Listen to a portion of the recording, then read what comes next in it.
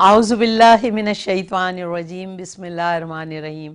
अस्सलामु अलैकुम रहमतुल्लाहि व बरकातुहू। मेरे बहुत प्यारे नाजरीन, आपको 25वें रोज़े की सहरी मुबारक हो। कैसे दिन उड़ गए पता ही नहीं चला, 25 दिन गुज़र गए। अल्लाह रब्बे करीम ने आपसे बहुत सारे काम लिए, आपने ज़रूर वो काम किए होंगे जो आपकी लिस्ट में थे। इंसान इन दिनों की तलाश में होता है कि कब रमज़ान आएगा, कब हम रोज़े रखेंगे, कब हम अपने प्यारों के लिए कुछ करेंगे। और फिर मुसलमान तो वैसे ही मोहब्बतें लूटने के लिए, अक़ीदतें लूटने के लिए रमज़ान का इंतज़ार करता है।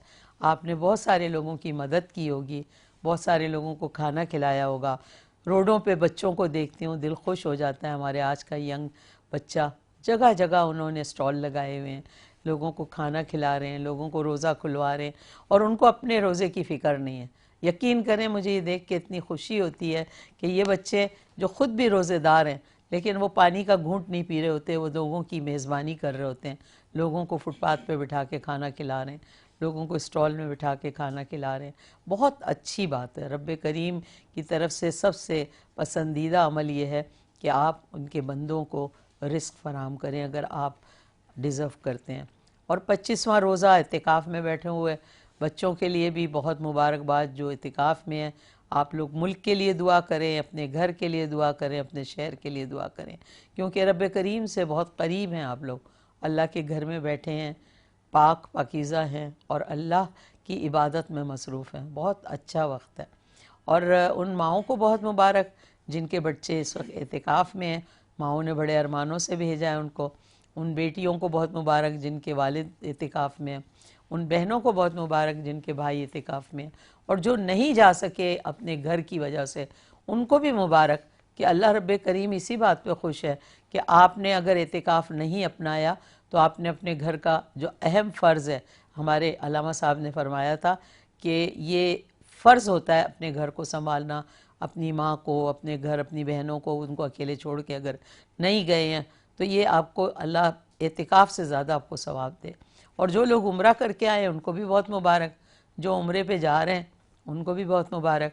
हम यहाँ बैठे आप सब के घरों में आते हैं, हमारी सारी टीम, हम K21 के जितने दोस्त हैं, सब हम सब की तरफ से अल्लाह पाक परवरदिगार आपको अपनी रहमतों और बरकतों में रखे। आप हमारे लिए भी दुआ करें। हमारी कोशिश होती है कि जैसे ही 1 बजे हम अपने प्यारी सी महफ़िल के साथ आपके पास आ जाएं, आपके सामने बातें करें। और ये बातें कोई ऐसी नहीं होती जैसे कोई बनावट हो। हम वो बातें करते हैं जैसे हमारे आपके घर की बातें होती हैं। हमारे अलामे भी इतने प्यारे हैं कि मैं उनके साथ शरारतें भी कर लेती हूँ। उनके साथ मेरी गुफ्तगू में बहुत ही कभी कभी ज़्यादा भी हो जाता है कि मैं मजाक भी कर लेती हूँ, लेकिन अदब के दायरे में। और वो भी इतने प्यारे हैं कि हर बात का अच्छा जवाब भी देते हैं। और कभी अगर मैं उनके साथ कोई बात तफरीहन भी करूँ तो वो उसको कभी बुरा नहीं मानते। तो ये सारी चीज़ है। वक्त चूँकि ख़त्म हो रहा है, 25 दिन हो गए, अब हमारा और इनका साथ या तो 4 दिन का रह गया या 5 दिन का। अल्लाह पाक ज़िंदगी बखैर करे सबकी। और आप दुआ कीजिए कि अल्लाह पाक खैर करे और आइंदा भी हम इसी तरह आपसे मिलते रहें। आज का प्रोग्राम हमारा जो है वो मेरे जहन में आया था। हमने बड़े मौजू बोले, झूठ पे बात की, आजमाइश पे बात की, सब्र पे बात की, रियाकारी पे बात की, बहुत सारी बातें की।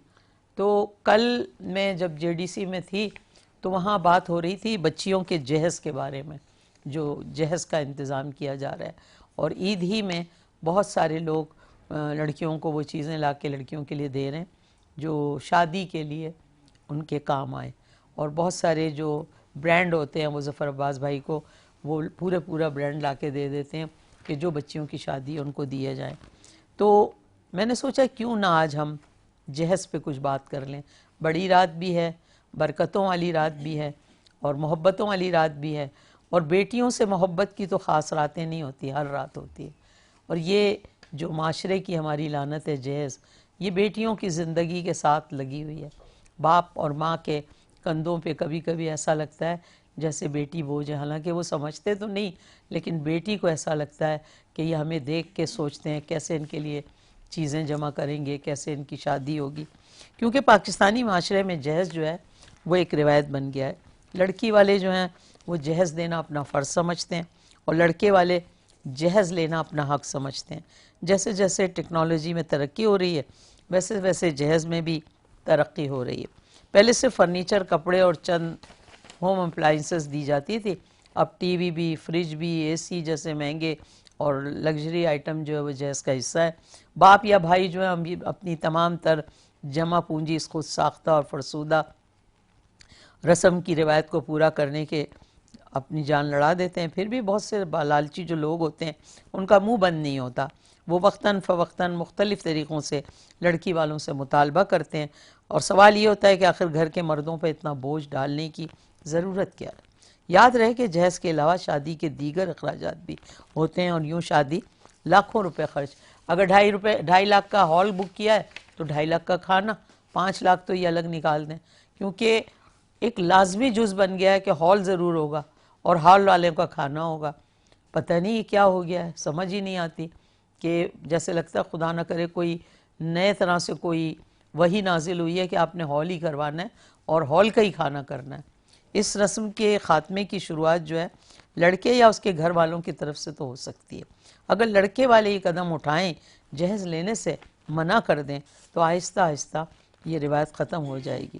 سب ایک دوسرے کو ایسا کرتے دیکھ کر خود ہی اس کی تقلید کریں گے۔ لیکن اگر لڑکے والے جہیز لینے کو اپنا فرض سمجھتے رہیں گے تو ہمیشہ یہ رسم چلتی رہے گی اور لڑکی والوں پہ بوجھ بڑھتا ہی جائے گا۔ البتہ یہ عمل جو ہے اخلاص کے ساتھ ہونا چاہیے۔ کبھی ایسا بھی ہوتا ہے کہ لوگ جہیز نہیں لیتے مگر پھر شادی کے بعد لڑکی کو طعنہ مارا جاتا ہے اور احسان جتا کر اس کا جینا حرام کیا جاتا ہے، یا پھر ایک مخصوص رقم مانگی جاتی ہے کہ جی شادی پہ اتنے لاکھ خرچ ہو جاتے، اتنے بینک میں ڈلوا دیں، کام آ جائیں گے، بچی کے آئیں گے، ہمارا کیا ہے بچی کے لیے۔ ان کیسز اور یہ معاملات جو ہیں وہ اتنے گمبھیر ہوتے جا رہے ہیں کہ وہی جہیز طلاق بن جاتا ہے۔ جہیز کے معاملے میں جو فرمائشی پروگرام اب نہیں چلتا، لیکن ہم تھوڑی مانگ رہے ہیں، یہ تو خود اپنی بیٹی کو دے رہے ہیں۔ یہ جہیز بے حد خوشی سے وصول کیا جاتا ہے، یعنی جہیز ایک لعنت ہے، پر دے دیں تو کیا ہی بات ہے۔ اس بہانے ہمارے گھر کا فرنیچر بھی تبدیل ہو جائے گا۔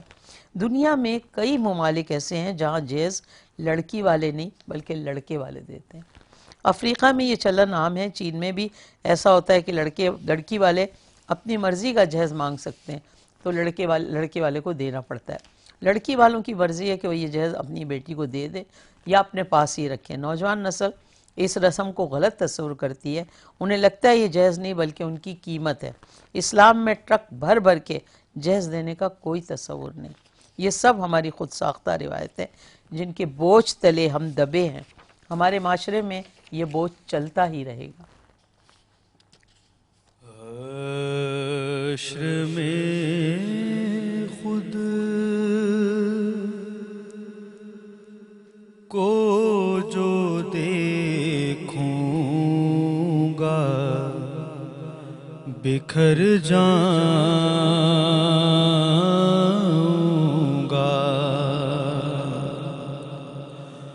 حشر میں خود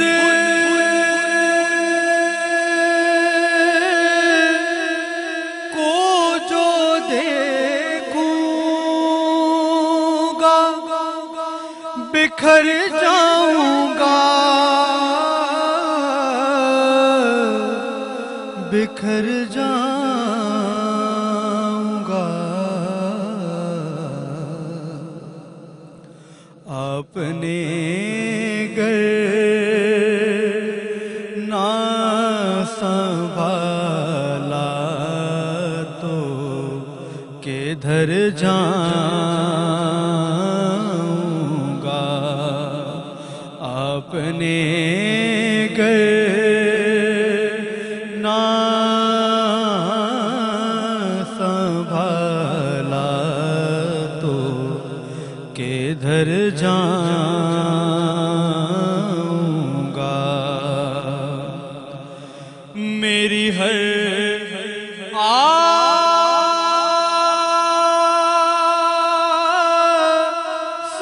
کی ڈوری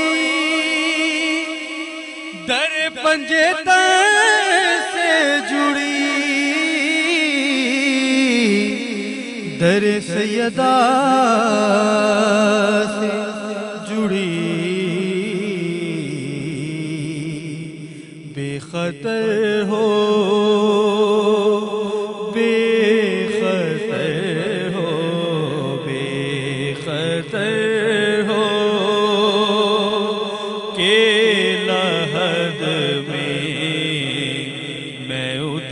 جاؤں گا اتنا مانوس ہوں آقا میں تیرے قدموں سے تیرے قدموں سے مجھ کو قدموں سے کیا دور تو مر جاؤں گا اور اس سے بڑھ کر نہیں اعزاز کوئی اور ضیا کوئی اور ضیا لوگ تیرا لوگ تیرا لوگ تیرا ہی کہیں گے میں جدھر جاؤں گا آپ نے گر نہ سنبھالا تو کدھر جاؤں گا۔ سبحان اللہ۔ یہ تھے ہمارے حماد بیگ، ماشاءاللہ ماشاءاللہ بہت خوبصورت۔ اللہ رب العزت آپ کو اور گلے میں سوز بھی دے اور ہمت دے۔ بہت شوق اور بہت لگن سے آپ نے محمد مصطفیٰ صلی اللہ علیہ وسلم کو اپنی عقیدت پیش کی۔ ناظرین، پروگرام جو ہے آپ دیکھ رہے ہیں انوار رمضان زیبا شہناز کے ساتھ۔ ہمارا پروگرام 1 بجے شروع ہو جاتا ہے اور ہماری جو ٹیلی فون لائنیں وہ بھی کھل جاتی ہیں۔ اگر آپ ہم سے بات کرنا چاہتے ہو تو آپ بات کر سکتے ہو، آپ چاہے پاکستان کے کسی بھی شہر میں ہو اور پاکستان سے باہر بھی کہیں ہو تو آپ ہم سے بات کر سکتے ہو، اور لائیو کال ہے اور لائیو ہی جواب ہم آپ کو دیں گے۔ اگر آپ کے ذہن میں کوئی بات ہے، آپ کسی موضوع پہ بات کرنا، ہمارا موضوع آج ہے جہیز، جو لڑکیوں کو دیا جاتا ہے، نہیں دینے والوں کو بھی دینا پڑتا ہے، اور پاکستان میں تو بڑے مشکل حالات ہیں۔ اگر آپ اس پہ کوئی اپنی بات شیئر کرنا چاہیں تو کر سکتے ہیں، لیکن اس وقت ہم جا رہے ہیں ایک چھوٹی سی بریک پہ۔ اگر آپ چاہیں تو آ جائیے گا، میں یہ نہیں کہوں گی کہ آپ میرے ساتھ رہیے، کیونکہ میرے لیے آپ مہنگے ہو جائیں گے، ساتھ تو رکھ نہیں سکتا نا بندہ۔ تو جہاں جانا چاہتے ہیں جائیں، لیکن اگر دل چاہا تو واپس آئیے گا۔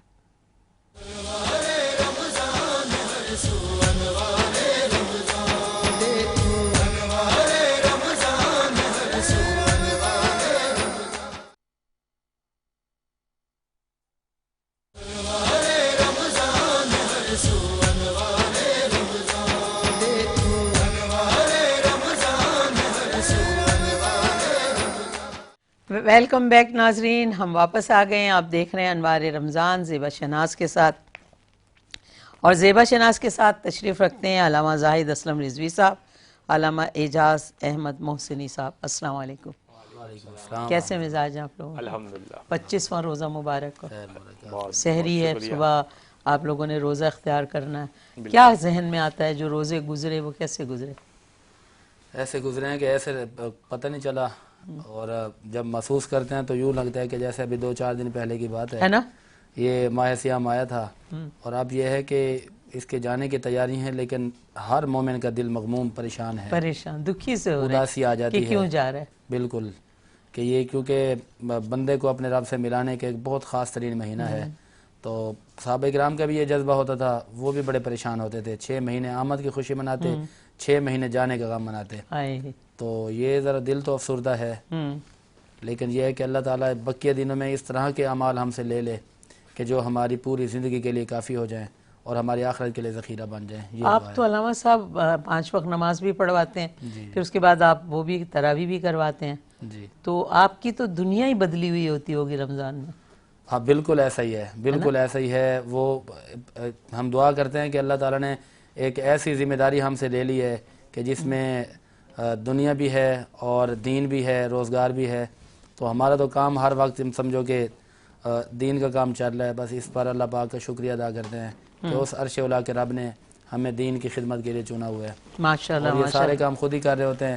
5 وقت نماز پڑھانا، پھر اس کے بعد تراویح پڑھانا، پھر مختلف جگہوں پر کوئی تقریریں اور اس طرح کے لیکچر وغیرہ، اور باقی پروگرام تو آپ کے سامنے ہی ہیں. ہاں مصروفیت بہت زیادہ بہت ہے. زیادہ ہے.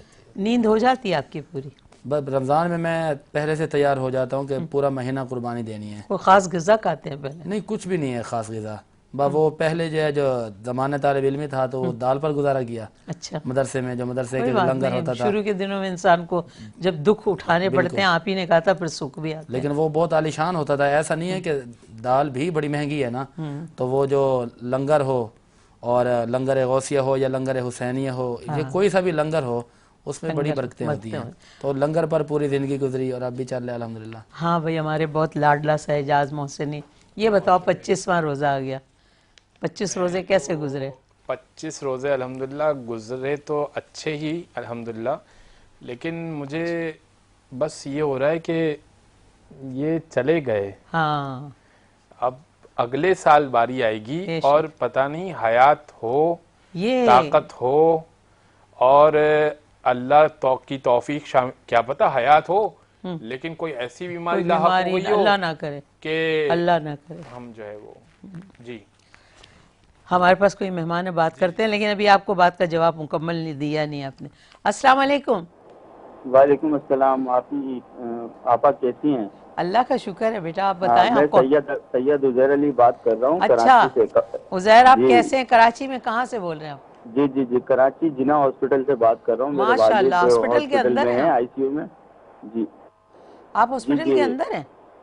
جی آپا میں ہاسپٹل میں ہوں، تو میں نے دعاؤں کے لیے بھی کال کی، اور قمر صاحب میرے آپ کے پاس بیٹھے ہوئے، بولیے گا اچھا سید عزیر علی کی کال ہے، وہ پہچان جائیں گے. اچھا اچھا اچھا. جی نعت سید خان بیٹھے ہیں عزیر نا علی آپ کے کی پاس، کال قمر ہے؟ صاحب. جی ٹھیک، انشاءاللہ بھائی ہیلو. دعا کریں گے آپ کے لیے بیٹا. ٹھیک ہے، تھینک یو. ضرور ضرور دعا کیجیے گا آپ ان کے لیے. ٹھیک ہے، آپ سے میں نے سوال کیا، وہ جواب دینا تھا آپ کو. جی میں کہہ رہا تھا کہ ممکن ہے کہ اللہ حیات دے، ہو سکتا ہے کہ صحت ہو نہ ہو، ہاں اور یہ توفیق جو ہے وہ اٹھا لی جائے، اللہ نہ کرے. لیکن ایک بات کر رہا ہوں کہ بعض لوگ اتنے جو ہے وہ ہم دیکھتے ہیں، کہتے ہیں پچھلے سال تک تو ہم روزہ رکھ سکتے تھے، اس سال اتنے بیمار ہو گئے ہیں ہم روزہ نہیں رکھ سکتے. نصیب رمضان نصیب ہے، روزہ نصیب نہیں ہے ان کو. یہ بھی ایک تو آزمائش ہے. یہ خود ایک بہت بڑی سعادت ہے کہ روزہ مل گیا آپ کو. اور پھر مجھے ان پہ بھی افسوس ہوتا ہے جب میں یہاں ان پروگرامز وغیرہ میں آتا ہوں، اور جہاں ہم چینلز پہ جاتے ہیں، ان افراد پہ تو بہت زیادہ دکھ ہوتا ہے، چاہے وہ کیمرہ مین یا ایسے افراد سے بھی ملاقات ہوتی ہے، کہ ان کے منہ میں یا باہر بھی جب ہم دیکھتے ہیں کہ گٹکا چل رہا ہے. ایک ابھی کل کی بات ہے، میں یہیں اسی ٹرانسمیشن کے لیے آ رہا تھا، ایک صاحب کھلے عام سڑک پہ وہ آئس کریم کھا رہے ہیں، شام 5 بجے آئس کریم کھا رہے ہیں، اور وہ کہیں سے ہی نہیں لگ رہا تھا کہ وہ کافر ہوں گے یا وہ کوئی باقاعدہ وہ حلیے سے مسلمان. اب رمضان کی عزت لوگوں نے ختم. اگر آپ نے روزہ بغیر کسی عذر کی وجہ سے چلیں، آپ کہیں کہ بھائی مجھے کوئی عذر لاحق ہے، احترام رمضان تو کیجئے. آپ اپنے گھر میں کھائیے، آپ کھلے عام سڑک پہ کھا رہے ہیں، آپ کوئی تو ہو سکتا ہے کہ یہ کہتے ہیں نا، انسان جب بے لگام ہو جاتا ہے تو اس سے ساری پھر چیزیں ختم ہو جاتی ہیں. اللہ تعالیٰ جب اس کے منہ پہ یا دل میں قفل لگا دیتا ہے تو اس کو تو کوئی بھی نہیں سنوار سکتا نا. وہ قفل لگا ہوا بندہ ہوگا جس کو اتنا بھی احساس نہیں تھا کہ رمضان شریف اسلامی ملک پاکستان ایک زمانے میں تو بڑا اچھا کیا تھا اس ملک کے صدارتی نظام میں اور وزیر اعظم نے، کہ اتنی سختی کی تھی کہ کوئی بھی کھلے عام کوئی چیز استعمال ہی نہیں کر سکتا تھا. بڑا لوگ چھپ چھپ کے کہیں اگر کسی کا، بلکہ سارا دن روزہ جو نہیں رکھتے تو ان کو روٹی بھی کہیں نہیں ملتی تھی.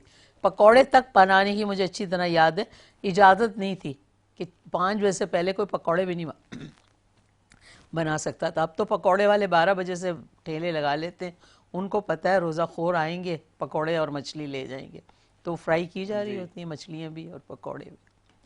25 روزے ہو گئے علامہ صاحب، 25 روزے، 5 روزے رہ گئے. ٹھیک ہے، کل ہم 25واں روزہ اختیار کرنے جا رہے ہیں.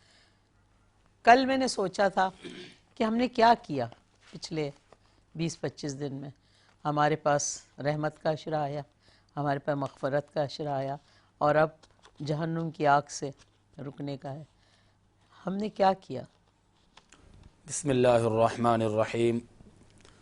رسول اکرم صلی اللہ تعالی علیہ وسلم کی جو احادیث ہیں اور قرآن کریم کے جو پیغامات ہیں وہ اس چیز کی طرف اشارہ کرتے ہیں کہ انسان کو روزانہ کی بنیاد پر اپنا محاسبہ کرنا چاہیے، بے شک، یعنی اپنے آپ کو دیکھیں، جس سے ہم سادہ لفظوں میں کہتے ہیں نا کہ اپنے گریبان میں جھانکیں۔ اپنی گربان۔ اور اس کے علاوہ قاضی ایاز مالکی نے اپنی کتاب شفا کے اندر لکھا کہ اگر بندہ رب کو پہچاننا چاہتا ہے نا تو اس کو چاہیے کہ وہ پہلے اپنے آپ کو پہچانے۔ سبحان اللہ، اس کا مطلب یہ ہے کہ اپنا محاسبہ کرے اپنا محاسبہ۔ کہ میں کل کیا تھا اور آج کیا ہوں، میرا پچھلا سال کیسا تھا اور اس سال رمضان المبارک میں نے کیا تبدیلی اپنے اندر پیدا کی ہے۔ تو زندگی اس چیز کا نام ہے، اور قرآن کریم ہمیں ایک توجہ اور فکر دلاتا ہے، بے شک، کہتا ہے وَلْتَنْظُرْ نَفْسٌ مَا قَدَّمَتْ لِغَدٍ، کہ آپ اپنے آنے والے کل کی تیاری کیجئے، کیونکہ زندگی کا پتہ نہیں ہے نا۔ پتہ ہی نہیں ہے کچھ۔ تو انسان جو ہوتا ہے، انسان ہمیشہ اپنے اندر بہتری پیدا کرتا ہے، اور وہ انسان اور جانوروں کے درمیان میں فرق ہی یہی ہے کہ جانور کو کوئی صحیح یا غلط کی تمیز نہیں ہوتی، لیکن انسان ان دونوں چیزوں کے درمیان میں امتیاز اور تمیز پیدا کرتا ہے کہ یہ بات غلط ہے، یہ بات صحیح ہے، میرا کل غلط تھا، میں آج کو بہتر بناؤں، میں اپنے آنے والے کل کی تیاری کروں۔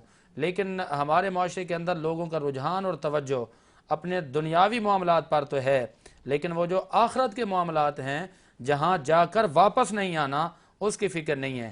لیکن افسوس یہاں پر لگتا ہے کہ اس دنیا میں آ کر ہمیں واپس جانا ہے، اس کے لیے ہم نے بڑی تیاری کر رکھی ہے، ہائے، لیکن جہاں جا کر واپس نہیں نہیں آنا آنا اس کی کوئی تیاری نہیں ہے۔ سبحان اللہ۔ یہ اب میں اس رمضان کا پیغام یہی آتا ہے کہ آپ اپنا محاسبہ کریں، آپ کے اندر جو برائیاں ان کا خاتمہ کریں، آپ اپنے نفس امارہ سے جہاد کریں، اپنے آپ کو، اپنے نفس کو شکست دے کر اپنی طبیعت کو اس طرف ڈھال دیں کہ جو قرآن کا پیغام ہو یا جو مصطفیٰ کا پیغام ہو۔ تو اگر اس طرح کے ہم اپنی زندگی کے موڑ پر پہنچ جائیں کہ اپنا محاسبہ کرتے ہوئے تبدیلیاں لے آئیں تو بڑی بہتری آئے گی۔ آپ کیا فرماتے ہیں؟ بسم اللہ الرحمن الرحیم۔ اللہ کے رسول اسی بات کو ہم جاری رکھتے ہیں کہ اللہ کے رسول ایک مرتبہ اپنے اصحاب کو ایک میدان میں لے کر گئے، اور ریگستان تھا، مٹی تھی صرف، اور اصحاب سے کہا کہ آپ پھیل جائیے اور یہاں پر لکڑی تلاش کیجئے۔ تو اصحاب نے کہا کہ یا رسول اللہ یہ تو ریگستان ہے، یہاں تو صرف مٹی ہے، ریت ہے، یہاں لکڑی نہیں ملے گی۔ صحیح ہے۔ تو فرمایا کہ ایسا کیجئے کہ آپ کو چھوٹے چھوٹے اگر ٹکڑے ریت میں تلاش کیجئے، چھوٹے چھوٹے اگر ٹکڑے مل جائیں تو وہ میرے سامنے لا کر رکھ دیجئے، لا کر جتنا جو مل جائے آپ کو ریت میں لکڑی ڈھونڈیے، تلاش کر رہے ہیں۔ چھوٹی چھوٹی لکڑیاں جو آپ کو مل جائے وہ آپ لا کے رکھنا شروع کر دیجئے۔ ایک مقررہ وقت دیا گیا، سب اصحاب پھیل گئے اور سب نے جو چھوٹا موٹا پتھر وغیرہ ملے ہوئے تھے اس میں لکڑی کے ٹکڑے چھوٹے چھوٹے جمع کرنا شروع کیے، اور ایک ڈھیر بن گیا۔ اچھا، سب نے تھوڑا تھوڑا تھوڑا تھوڑا جمع کیا تو وہ ایک ڈھیر بن گیا۔ رسول اللہ نے فرمایا کہ آپ سب یہ کہہ رہے تھے کہ یہاں پر پورے ریگستان میں لکڑی نہیں ہے، لیکن جب آپ نے تلاش کیا تو آپ کو کافی، یہ اب ہمارے پاس ایک اچھا سارا لکڑی ہے۔ کہ یہی معاملہ ہے تمہارے گناہوں کا، اللہ، روزانہ کی بنیاد پر تم دیکھتے ہو تو تم سوچتے ہو کہ میں نے کچھ بھی نہیں کیا، ہاں، آج کوئی گناہ نہیں ہوا، لیکن جب قیامت میں پہنچو گے اور چھوٹے چھوٹے چھوٹے چھوٹے چھوٹے گناہ اکٹھا کیے جائیں گے تو وہ ایک پہاڑ کی مانند، اسی لکڑی کے ڈھیر کی طرح ایک پہاڑ کی مانند تمہارے سامنے کھڑے ہوئے ہوں گے۔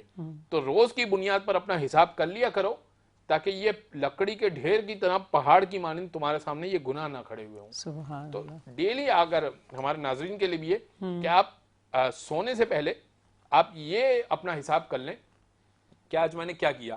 مثال کے طور پر گالیاں دی، مثال کے طور پر میں نے جھوٹ بولا، مثال کے طور پر کسی کی غیبت کی، توبہ کیجئے، استغفار کیجئے، اور پھر یہ عزم کیجئے کہ اب یہ آئندہ نہیں ہوگا۔ ایک نیا دن ایک نئے کام کے ساتھ۔ مولا علی کی بڑی خوبصورت حدیث ہے، مولا فرماتے ہیں کہ جو دن گزر گیا صحیح، وہ گزر گیا، وہ تمہارے تم سے گزر نکل گیا، گیا۔ جو آنے والا ہے اس کی تمہیں خبر نہیں ہے، نہیں، پتہ نہیں آئے یا نہ آئے، زندگی ہو نہ ہو۔ زندگی ہونا، جو آج کا دن ہے وہ تمہارے ہاتھ میں ہے، ہاں ہاں ہاں، جو آج کا دن ہے وہ تمہارے ہاتھ میں، اسے بہتر طریقے سے گزار لو، اسے بہتر طریقے سے گزار لو۔ لہذا جو ہو چکا اس پہ تو ٹھیک ہے، آپ ہو گیا، توبہ کر لیجئے، آج کے دن کو بہتر طریقے سے گزار مطلب لیجئے اپنی موجودہ جو وقت ہے جو اس کو ضائع نہیں ضائع کریں، نہیں اس کو کیجئے، بہتر کریں، اچھے طریقے سے اور گزار اس کو لیجئے۔ جب بہتر کرنے لگیں گے تو خود ہی جیسے جیسے موجودہ وقت ادھر سے ادھر ہو رہا ہوگا ہم اپنی بہتری کی طرف بہتری جا کی طرف سکتے چلے ہیں۔ جائیں گے۔ میں بھی اپنے کو یہی سوچتی ہوں کہ اگر جو دن گزر گئے وہ کیسے گزرے، کیا کیا، کیسے کیا۔ جیسے مجھ میں تھوڑا سا غصہ آ جاتا ہے مجھے کبھی کبھی، تو میں نے اپنے کو بہت کوشش کی کہ نہیں غصہ نہیں کروں۔ میں نے اپنے اندر صبر جو ہے، جب میں بی بی کے روزے پہ گئی وہاں اپنے اندر دعا کی کہ میرے میں صبر آئے۔ جناب زینب سلام علیہ جناب زینب، وہاں لکھا تھا ام المصائب، پہلا جو میں نے لقب پڑھا پڑھا۔ نا تو لقب تھا آپ کا۔ میں بہت دیر کھڑی وہاں دیکھتی رہی اور سوچتی رہی کہ میں یہاں سے کیا سبق حاصل کروں گی۔ جو سب سے پہلے مجھے بی بی کے روزے پہ وہ بینر نظر آیا تھا، تو وہاں سے میری زندگی بدلنی شروع ہوئی، کیونکہ انسان ہوتا ہے نا وہ بڑا لاڈلا ہوتا ہے اپنے گھروں میں، لاڈلے بچے ہوتے ہیں، جو مانگا مل گیا، جس چیز کی خواہش کی وہ آ گئی سامنے، تو پھر اس بچوں میں صبر نہیں ہوتا، بس وہ کہتے ہیں بھئی یہ یہ جوتا خواہش کی، یہ چاہیے، ہے نا، یہ چاہیے، یہ جوتا جس چاہیے پہ ہاتھ تو رکھ دیا ابھی وہ چاہیے، ہاں چاہیے مجھے۔ یہ والا سوٹ اگر بابا یہ بس اب صبح یہ سوٹ دلا دیں، یہ تھا، بہت ساری چیزیں تھیں، لیکن وہی والی بات ہے، نہ بابا رہتے ہیں پھر نہ ماں رہتی ہے، تنہا تو ہونا پڑتا ہے نا۔ وہ جو ہماری زندگی میں بابا اور ماں کی موجودگی ہوتی ہے وہ ہماری خواہشوں کو بھی ہوا دیتی رہتی ہے اور امید بھی رہتی ہے کہ یہ دلائیں گے، اور بہت ساری چیزوں میں ہمارے اندر بے صبری بھی ہوتی ہے اور خواہشات بہت زیادہ ہوتی ہیں۔ لیکن جب یہ رشتے جدا ہو جاتے ہیں نا، جو سچل رشتے ہیں ماں اور باپ کے، اس کے بعد زندگی اتنا زبردست پلٹا کھاتی ہے کہ پھر آپ کو ہوش آتا ہے کہ یہ کیا ہوا۔ اور کبھی کبھی ایسا ہوتا ہے کہ ان کے ہوتے ہوئے بھی کچھ ہوش آ جاتے ہیں، زندگی تکلیف دیتی ہے، کچھ مسائل ہوتے ہیں، تو جیسے جیسے رمضان آتا ہے تو مجھے سب سے زیادہ اپنے والدین یاد آتے ہیں۔ میرے گھر کا وہ ماحول، وہ رمضان کا استقبال، وہ گھر میں تیاری کہ کیسے لوگ آئیں گے، کیسے روزہ کھلوائیں گے، کیسے سب کچھ ہوگا، کیونکہ پھر ہم محدود ہو گئے، سب بہن بھائی الگ الگ ہو گئے، سب دور دور ہو گئے، میں تنہا رہ گئی، تو وہ سب جب یاد آتا ہے تو پھر بہت زیادہ رمضان کی جو فیلنگ ہے نا، جہاں خوشی ہوتی ہے رمضان کی، پھر میں اپنے کو رمضان میں بہت زیادہ مصروف رکھتی ہوں تاکہ میرے کو اماں بابا بھی یاد آئیں، تو انہی کے جیسی جگہ پہ ہوں جو بھری ہوئی جگہیں ہوتی تھی، وہ روزہ کھلوانا، وہ لوگوں کو استقبال کرنا، وہ سحری کا اہتمام، افطار کا، تو میں ایسی جگہ تلاش کرتی ہوں کہ میں جہاں بیزی رہوں، کیونکہ میں بیٹھ نہیں سکتی پھر۔ اور الحمدللہ جب میں بہت سارے کام کر رہی ہوتی ہوں تو لوگ مجھ سے کہتے ہیں آپ میں کیسے ہمت آئی، تو مجھے نہیں پتا کہ میرے ماں کی دعا ہے یا میرے باپ کی دعا کہ میں دن سے رات اور رات سے دن کام کر رہی ہوتی ہوں۔ اگر ابھی آپ میرا اسکیجول سنیں تو آپ کہیں گے آپ سوتی کب ہیں، لیکن اس کے بعد الحمدللہ کوئی ایسا دکھ نہیں، کوئی تکلیف نہیں، اور ایج بھی جب انسان کی زیادہ ہو جائے تو اس میں کئی کمزوریاں بھی آ جاتی ہیں وقت کے آرام بھی ساتھ، چاہیے ہوتا ہے نا، آرام بھی۔ یہ میرے ابا اماں کو لگ رہا ہے کوئی میسج بھجوا رہے، منگوا تو نہیں رہے میرے ابا ابا، آپ فون میں لگے ہوئے بات ہی نہیں سن رہے میری؟ میں سن رہا ہوں ساری بات، کیا کسی کی سن رہے ہیں کال آپ نے آتی، سنا؟ میں نے اپنی اسٹوری صرف اعجاز نہیں محسنین بالکل آپ نے اپنے والدین کی بات کی ہے کہ مجھے رمضان میں والدین کی یاد آ جاتی ہے، وہ اصل میں سائلنٹ کرنا بھول گیا تھا تو میں اس کو ذرا یار یہ آپ سچ بتائیں آپ کس کو میسج کرتے ہیں پروگرام نہیں کے کوئی لیے؟ میسج نہیں ہے، اب ایک ساتھی ہیں ساتھ پھر لوگ پڑھاتے ہیں بولیں گے یار زیبا شناز جو ہے وہ اسلامی پروگرام بھائی، یہ موبائل کرتے ہم ادھر ایک سامنے تو دے میں دیتے ہیں۔ بات کرتی ہوں تو وہ مزاح بن سکتا ہے، میں اتنی محدود رہتی ہوں کہ مسکراتی بھی ڈر کے ہوں، نہیں تو نہیں کوئی ایسی بات نہ ہو جائے جو آپ کے شان میں کوئی گستاخی ہو۔ یہ جو ہے نا ایسا بھی ہو سکتا ہے کہ جان بوجھ کے شرارت کی ہو، ساتھی ہیں میرے ساتھ پڑھاتے ہیں تو ان کی کال تھی تو میں نے جو ہے مرد نا، ہے یہ ہاں پکا؟ ہاں مرد ہے۔ چلیں ٹھیک ہے، کوئی بات نہیں۔ تو بس یہ ہے کہ رمضان جو ہے نا مختلف طریقوں سے ایک یاد ہے، اور اب جیسے جیسے جا رہا ہے نا تو یقین کریں ایسا لگ رہا ہے جیسے کوئی اتنی پیاری چیز کھونے والی ہے کہ میں کل پرسوں سے میری آنکھوں میں آنسو آ رہے ہیں، یار رمضان چلا جائے گا، کیونکہ رمضان میں ملتا بہت کچھ ہے، جی آپ کو محبتیں بھی ملتی ہیں، پیار بھی ملتا ہے، ساتھ بھی ملتا ہے، دکھ بھی، سکھ بھی، خوشی بھی، غم بھی، بہت سارے لوگ آپ کے سامنے آتے ہیں، کچھ لوگ کھل جاتے ہیں، کچھ لوگ ایسے بھی ہوتے ہیں ہم جس کو کہتے ہیں یہ بڑا کچھ کریں گے وہ منہ موڑ لیتے ہیں، کچھ ایسے ہوتے ہیں ہم سوچتے ہیں کچھ نہیں کریں گے، وہ ہمارا بہت ساتھ دیتے ہیں، اور ہم چونکہ لوگوں کے ساتھ کے لیے کھڑے ہوتے ہیں اور دیکھتے ہیں کہ یار کسی کی آنکھوں میں آنسو تو نہیں آ رہے ہیں، کوئی رمضان کیسے منائے گا، وہ اس کا تکلیف ہوتی ہے شروع میں، پھر رمضان کی تیاری کرواتے ہیں تو پھر آ جاتا ہے کہ یار عید ہے، پھر سوچ آتی ہے یار کون سا ہماری فیملی میں بچہ ہے جو بیچاروں کے نئی کپڑے آئیں گے، ان کی چیزیں نہیں آئیں گی، پھر پوچھتے رہتے ہیں کس کے جوتے آئے نہیں ہیں۔ میں یہ باتیں پتہ ہے کیوں کر رہی ہوں کہ ابھی عید میں 4 دن رہ گئے، اگر آپ کے گھر میں یا آپ کے رشتوں میں کوئی ایسا ہے تو ڈھونڈے، آپ اپنے لیے لاکھوں کی چیز لے لیں، وہ خوشی نہیں ملے گی جو آپ کو دوسرے کے ساتھ دینے میں ملے گی۔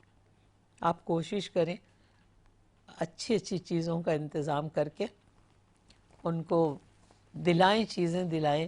اگر آپ کے رشتے میں ہو سکتا ہے کچھ بچوں کے سر پہ باپ نہیں ہو، کچھ کی ماں نہیں ہو، اور ایسا بھی ہو سکتا ہے ماں باپ کے ہوتے ہوئے بھی ماں باپ بیچارے اتنی ساتھ نہیں رکھتے ہوں کہ ان کو چیزیں دلائیں، تو جب آپ اپنے بچوں کے لیے لے رہے ہیں نا تو 1-2 جوڑے کسی اور کے لیے بھی لے لیں۔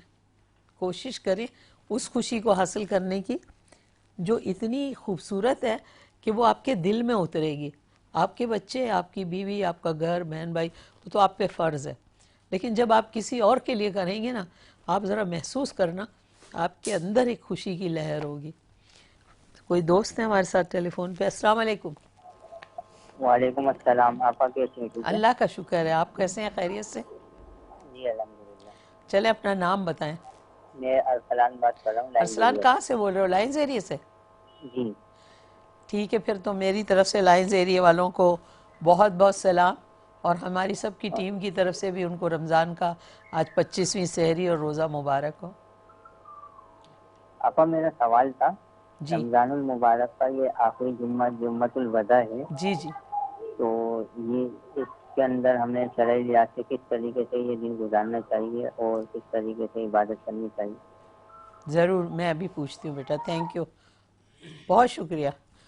صبح جو جمعہ ہے اور آج شب جمعہ ہے، کیسے گزارنا چاہیے، اس کے لیے کیا حکم ہے؟ دیکھیں اسلامی جتنے بھی تہوار ہیں ان میں جمعے کا دن جو ہے بڑی خاص اہمیت کا حامل ہے، اور اس جمعہ کے حوالے سے پوری سورۃ الجمعہ 28ویں پارے میں رب العالمین نے اتاری، تو پھر ان جمعوں کے علاوہ رمضان کا مہینہ ہو اور آخری جمعہ ہو، اس کو ہم مسلمان کہتے ہیں جمعۃ الوداع، کیونکہ آخری جمعہ ہوتا ہے اور رمضان جا رہا ہوتا ہے۔ تو اس جمعۃ المبارک کو اس طریقے سے منانا چاہیے کہ آپ سب سے پہلے تو ہے توبہ کریں، توبہ کرنے کے بعد جو ہے اس دن کے کچھ وظائف ہیں، کچھ عبادات ہیں۔ آپ جو ہے صبح اٹھتے ہی والدین اگر موجود ہیں تو ٹھیک، اگر والدین نہیں ہیں تو ان کی قبروں پر جا کر حاضری ہے، اور اس کے بعد جو ہے 4 رکعت نماز پڑھیں، اور ان میں ہر رکعت کے اندر سورہ اخلاص پڑھیں، یہ نماز 11 سوری مرتبہ۔ یہ نماز جو ہے جمعے کی نماز سے پہلے پڑھنے بعد کو میں کہتے پڑھ سکتے ہیں، پہلے بھی پڑھ سکتے ہیں۔ تو یہ جو 4 رکعتیں آپ پڑھیں گے، ہر رکعت کے اندر 11 مرتبہ سورہ اخلاص پڑھیں گے، اور 11 مرتبہ ہی سورۃ القدر پڑھیں گے، انا انزلناہ فی لیلۃ القدر۔ پھر یہ جب 4 رکعتیں مکمل ہو جائیں گی، چاروں میں قرات کر کے آپ نے دعا مانگنی ہے، اور اس کا ثواب رسول اللہ صلی اللہ علیہ وسلم کی بارگاہ میں پیش کرنا ہے، ازواج المؤمنین اور اپنا ازواج النبی کی بارگاہ میں، امہات المؤمنین اور حضور کے اصحاب اور اہل بیت کی بارگاہ میں۔ تو آپ جب جو بھی دعا مانگیں گے تو آپ کی دعا قبول ہوگی انشاءاللہ۔ آپ کیا فرماتے ہیں جمعے کے لیے؟ اعوذ باللہ من الشیطان اللعین الرجیم، بسم اللہ الرحمن الرحیم۔ 3 مختصر سے عمل ہیں، بہت ہی مجرب ہیں، جی پورا سال کے لیے تو بہت ہی اچھا ہے اگر یہ کنٹینیو کریں، ورنہ اس جمعے کو تو ضرور کریں۔ اور یہ جمعۃ الوداع ہے جی جمعۃ الوداع ہے، چونکہ آخری جمعہ ہے، آخری جمعہ، اور رمضان کا اور جمعے کو کہا گیا سید الایام، سید ایام کا سردار کہا گیا، اور عید اکبر بھی کہا گیا بعض میں، اور عید اصغر بھی کہا گیا، یعنی ایک عید جو آئے گی اس سے پہلے یہ عید ہے، ٹھیک ہے، ٹھیک ہے، اور خاص اچھا لباس پہننے کی بڑی تو تاکید ہے۔ کیا نئے کپڑے جو پہنتے ہیں صحیح پہنتے بالکل ہیں؟ بہت اس کی روایت آئی ہے، ہاں کچھ لوگ جمعے کو ہی نئے جوڑے پہنتے ہیں۔ نیا جوڑے پہننے کی تاکید ہے، خوشبو لگانے کی تاکید ہے، قبرستان جانے کی تاکید ہے، یہ سب تو اعمال کرنے ہی کرنے، یہ جمعے کو ضروری ہے، جی یہ بہت اچھا ہے، ٹھیک ہے۔ لیکن میں جو عرض کر رہا ہوں وہ 3 اعمال ہیں، وہ اگر کر سکے تو بہت اچھا ہے۔ جی فرمائیے۔ ایک درود پاک کی تسبیح، جو بھی درود ان کو یاد ہے، اللہم صلی علی محمد و آل محمد، شارٹسٹ درود تو یہی ہو سکتا ہے کہ اے اللہ محمد و آل محمد پر درود بھیج، تو یہ 100 مرتبہ پڑھ لیں، ایک تسبیح ہو گئی۔ ٹھیک۔ دوسری تسبیح استغفار کی تسبیح، اچھا استغفار کی تسبیح، چونکہ رمضان میں بکثرت استغفار کی تاکید آئی، لیکن اس جمعے کے دن پر پروردگار اپنے دروازوں کو بہت زیادہ کھلا رکھتا ہے کہ جو توبہ کرنے کے لیے آمادہ ہو اس کو ویلکم کرتا ہے. تو استغفار کی تسبیح لازمی کریں. ایک استغفر اللہ ربی واتو بولے، یہ 100 مرتبہ پڑھ لیں. ایک درود ہو گیا، درود ہو گیا، ایک استغفار ہو گیا، استغفار ہو گیا. تیسری اور تسبیح، استغفر اللہ. نہیں استغفار ہو گیا نا، استغفر اللہ استغفار ربی ہو واتو گیا، بولے، ہاں، ایک درود ہو گیا، 2 ہو گئے. تیسری تسبیح قل هو اللہ احد بسم اللہ الرحمن الرحیم، قل هو اللہ احد اللہ الصمد لم یلد ولم یولد ولم یکن له کفوا احد. سورہ توحید کی تسبیح، اللہ کی وحدانیت کی گواہی کی. اس سے ایمان بہت پختہ ہوتا ہے اور اس کی بہت زیادہ تاکید آئی ہے جمعے کے دن پڑھنے کی. ٹھیک. اگر یہ 3 عمل میں نے عرض کیا پورے سال کے جمعے میں کریں تو بہت ہی اچھا ہے، جی جی. لیکن اس جمعے میں کریں تو بہت ہی اچھا ہے. خاص غسل جمعہ ضرور کریں، اور غسل جمعہ میں یہ شرط نہیں ہے کہ جو جمعے کی نماز پڑھ رہا ہو وہی غسل جمعہ کرے. اگر اچھا. کوئی غسل جمعے کی نماز نہیں پڑھ رہا تو بھی غسل جمعہ کر سکتا ہے. اور اچھا. اگر کوئی شخص 40 جمعے غسل جمعہ کر لے تو قبر کے عذاب فشار قبر، وہ جو دیواریں آپس میں ملیں گی اور اس کو جو فشار ہوگا، اس کو جو عذاب ہوگا، اس سے وہ محفوظ رہے گا. اگر 40 جمعے کو غسل جمعہ کر لیا آپ نے تو یہ والا خصوصی عذاب جو ہے یہ اس سے اٹھا لیا جائے گا. آپ فرماتے ہیں کہ پورے سال میں اگر 40 جمعے اگر نماز نہیں بھی پڑھی، نماز اگر کوئی نہیں بھی پڑھ رہا، غسل جمعہ ایک الگ عبادت ہے. یہ بھی ایک غسل جمعہ ایک الگ عبادت ہے. اگر غسل جمعہ کر لیا 40 جمعے تو آپ کو اس کا ثواب مل جائے گا. اور ثواب میں نے ایک روایت، ویسے تو بہت روایت ہے، ایک فائدہ میں نے آپ کو یہ بتا دیا کہ فشار قبر جو ہے وہ عذاب اس شخص سے اٹھا لیا جاتا ہے. ماشاءاللہ. اب اس کے بارے میں اور بھی ہم تفصیل سے بات کریں گے.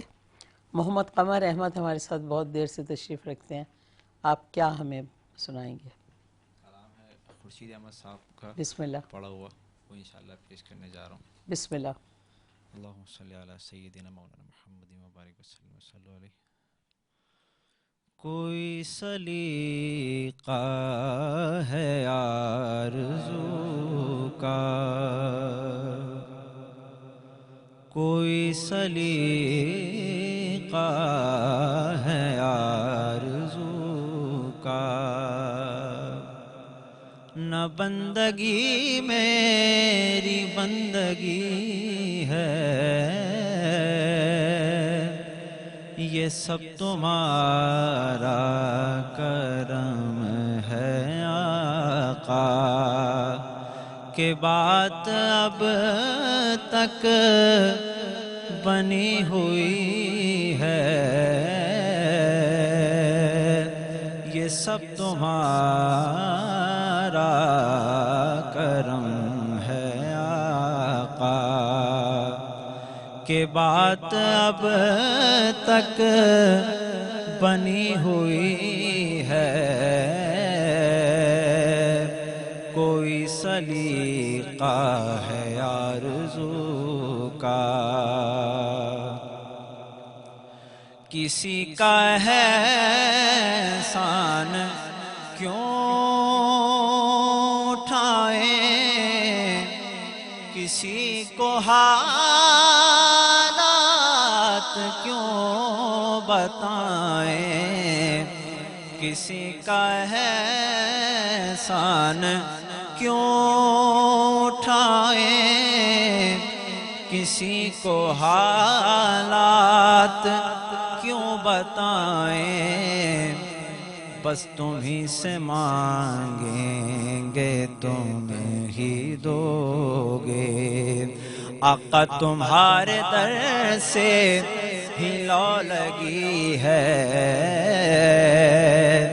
تمہیں سے مانگیں گے تم ہی دو گے، تمہارے در سے ہی لو لگی ہے،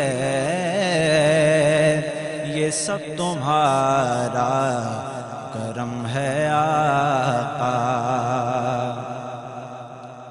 اور عطا کیا مجھ کو درد الفت کہاں تھی یہ پرخطا کی قسمت، عطا کیا مجھ کو درد الفت، کہاں تھی یہ پرخطا کی قسمت کہ میں اس کرم کے کہاں تھا قابل، میں اس کرم کے کہاں تھا قابل، حضور کی بندہ پروری ہے، میں اس کرم کے کہاں تھا قابل، حضور کی بندہ پروری ہے،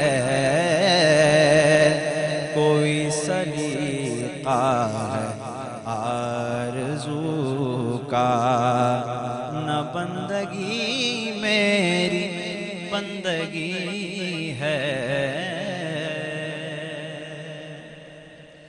کوئی سلیقہ ہے بندگی کا، بہت خوب ماشاءاللہ۔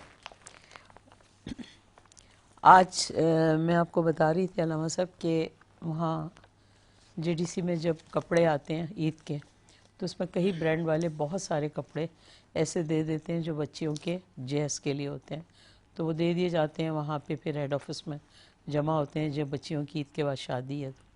تو میں نے کہا کبھی ہم آج جہاں اور باتیں کر رہے ہیں، 25واں روزہ ہے، لوگوں کی بچیوں کی شادیوں کی بھی تیاریاں ہیں کہ جیسے ہی ابھی عید آئے گی تو شادیوں کا ایک بہت لابھ تمنائی سلسلہ شروع ہو جائے گا، تو ہم جہیز کے بارے میں بھی کچھ بات کریں۔ تھوڑی سی بات میں نے کی تھی، لیکن اگر دیکھا جائے تو ہمارے معاشرے میں جہیز کا رواج اس قدر مضبوط ہو گیا ہے کہ لڑکی کے والدین سمجھتے ہیں کہ اگر جہیز نہیں دیا تو ان کو عزت نہیں ملے گی اور ہماری ناک کٹ جائے گی اور ہمیں لوگ کمتر سمجھیں گے، صحیح ہے نا؟ یہی وجہ ہے کہ لڑکے والے جو ہیں وہ اس رسم کو اتنا پکا کر دیتے ہیں کہ وہ سمجھتے ہیں کہ جتنا ہم نے لڑکے کو پڑھایا لکھایا اور تعلیم دی، اب اس کا معاوضہ ہم اس طرح لیں کہ فرمائشیں کریں۔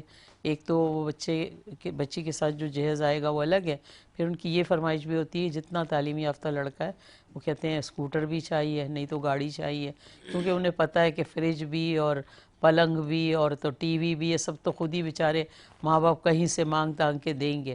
وہ جو ایکسٹرا ہوتا ہے نا، ایکسٹرا میں ایک فرمائش ہے اسکوٹر کی، ایک فرمائش ہے گاڑی کی، اور پھر کہ فلانی بہن کے بھی سونے کے کڑے ہوں، فلانی ساس کے ہوں، یہ کیا ہے سارا تماشا؟ یہ کیسے ختم ہوگا علامہ اعوذ صاحب؟ باللہ من الشیطان الرجیم، بسم اللہ الرحمن الرحیم۔ دیکھیں کہ جہیز جو ہے اس معاشرے کے اندر ایک ایسا رواج اور ایک ایسی روایت بن چکا ہے کہ جس کے خلاف بولا جائے، اگر کام کیا جائے تو وہ لوگ سمجھنے کے بجائے ہمارے دشمن بنیں گے کہ جی یہ کیا باتیں کر رہے ہیں۔ علامہ صاحب اس کے خلاف میں اپنے بچپن سے سنتی آئی ہوں، ٹھیک ہے، فلمیں بنی، ڈرامے بنے، لوگوں کو ڈرایا گیا، دھمکایا گیا، لیکن آج اس عمر کی سٹیج پہ میں دیکھ رہی ہوں اور بھی یہ نظام مضبوط ہو گیا۔ جی وہی میں بتا رہا ہوں کہ ہمارا معاشرہ ہدایت اور قرآن و سنت کے مطابق نہیں چل رہا اور نہ ہی وہ سمجھنے کی کوشش کر رہے ہیں۔ میں آپ کو یہ بتا دوں کہ شادی کے لیے حکم یہ ہے کہ آپ اپنی شادیوں کو آسان کریں۔ شادیوں کو کس طرح آسان کیا جاتا ہے؟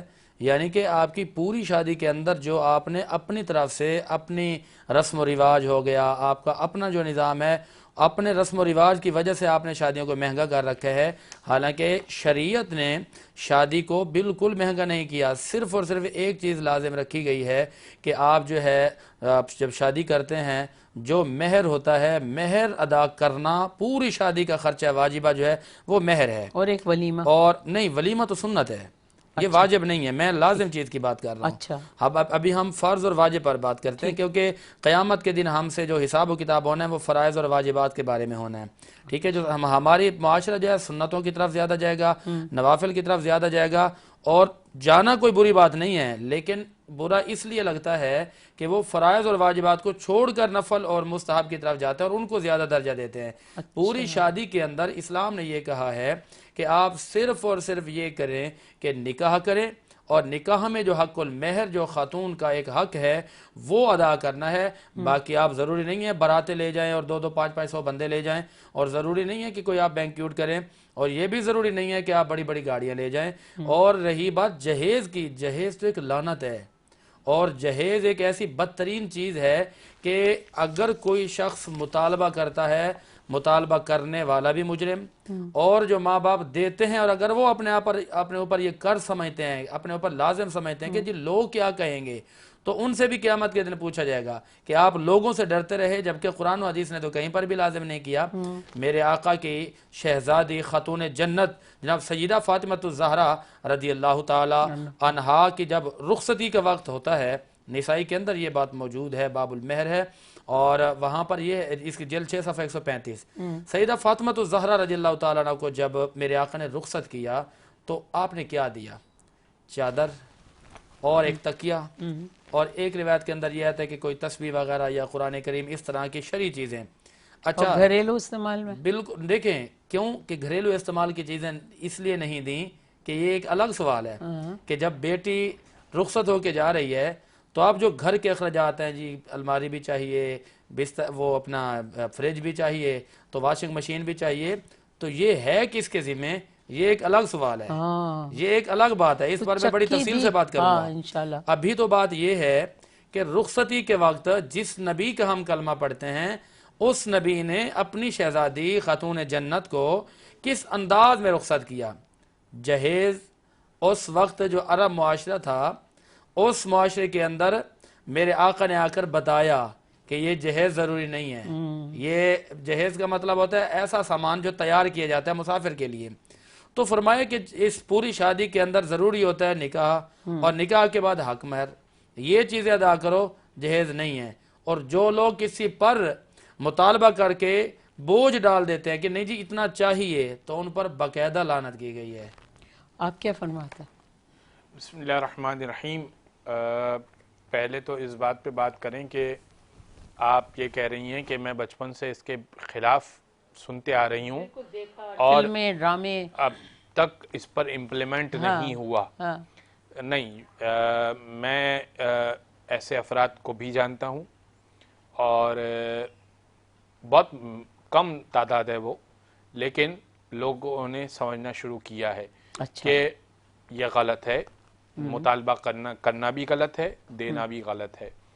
خود میں اپنی مثال دوں آپ کو اپنے گھر کی کہ جب ہم نے اپنی بہن کو رخصت کیا تو خود لڑکے والوں نے انہوں نے کہا تھا کہ بھائی اگر ہمارے گھر میں آپ نے اپنی بیٹی کے ساتھ, ہمیں کہا تھا کہ آپ نے اپنی بہن کے ساتھ ایک بھی چیز بھیجی, چاہے وہ ایک کوکر ہی کیوں نہ ہوا, چاہے وہ ایک اوون ہی کیوں نہ ہوا, تو ہم آپ کی بیٹی کو ہاتھ پکڑ کے باہر نکال دیں گے.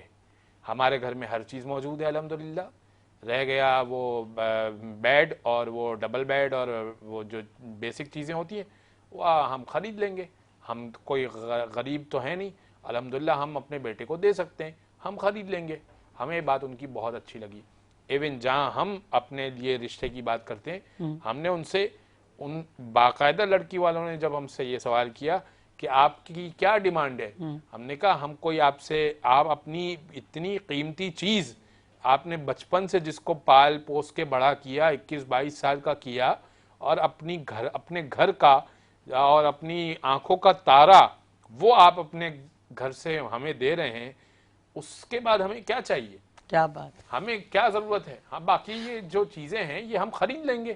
یہ ہمارے گھر میں ایک سنگل بیڈ ہے, ہم ڈبل بیڈ خرید لیں گے, ہمیں تو کچھ نہیں چاہیے. علامہ صاحب میں آپ کی بات کو تھوڑا سا شارٹ کر کے بولوں, جو جواب, چونکہ میرے ہی سوال کا آپ جواب دے رہے ہیں, اور میں نے جبھی بھی نیکی ہوتی ہے نا جتنی بھی بڑی ہو نظر نہیں آتی, جی, اور برائی جتنی چھوٹی بھی ہو سب کو نظر آتی ہے. تو جیسے آپ جیسے جو گھرانے ہیں نا وہ آٹے میں نمک کی برابر ہیں, جنہوں نے اس بات پہ عمل بھی کیا, اپنی بیٹیوں کے لیے بھی راہ ہموار کی اور اپنے آنے والی بہوؤں کے لیے بھی. جیسے آپ کی والدہ نے کہا کہ ہمیں کچھ نہیں چاہیے, اور جیسے آپ کی بہن کے سسرال نے, یہ نہیں کہ سارا معاشرہ ہی الٹا ہوا ہے, نہیں, بہت سارے ایسے گھر ہیں جہاں آپ کی طرح کے فیصلے ہوئے اور بڑے کامیاب فیصلے ہوئے. لیکن اجتماعی طور پہ جو ہمیں نظر آتا ہے نا عام طور پہ اسکرین یہی پہ, دیکھا جا وہ رہا ہے. یہی ہے چھوٹے چھوٹے لوگ ہم کہ دیکھتے جتنا ہیں پڑھا لکھا ہاں، لڑکا وہ اتنی قیمتیں لگاتے ہیں، بڑی ڈیمانڈ اس کی. لیکن اس وقت ہمارے ڈیمانڈ جو ہے وہ کان میں یہ آ رہی ہے کہ آپ بریک لے لیں، ورنہ کوئی مجھ سے بھی جہیز کا مطالبہ کر سکتا ہے. آپ بریک پہ چلے جائیے، میں نہیں دے سکتی جہیز.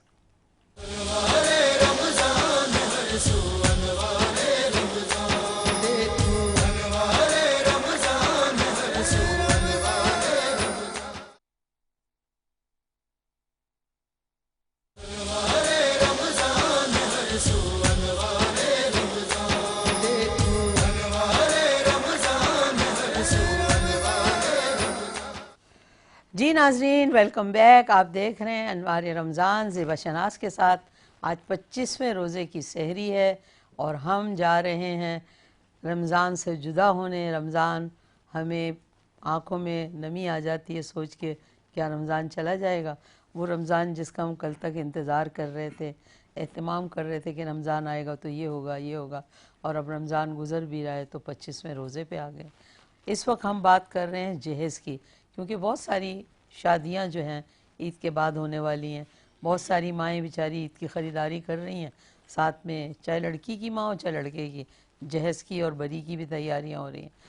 علامہ صاحب، آپ نے جو فرمایا کہ نکاح ہمارے یہاں بہت آسان ہے، ٹھیک ہے نا، اسلام میں نکاح بہت آسان ہے، شریعت ہے، اس پہ عمل ہے، نکاح ہو جاتا ہے.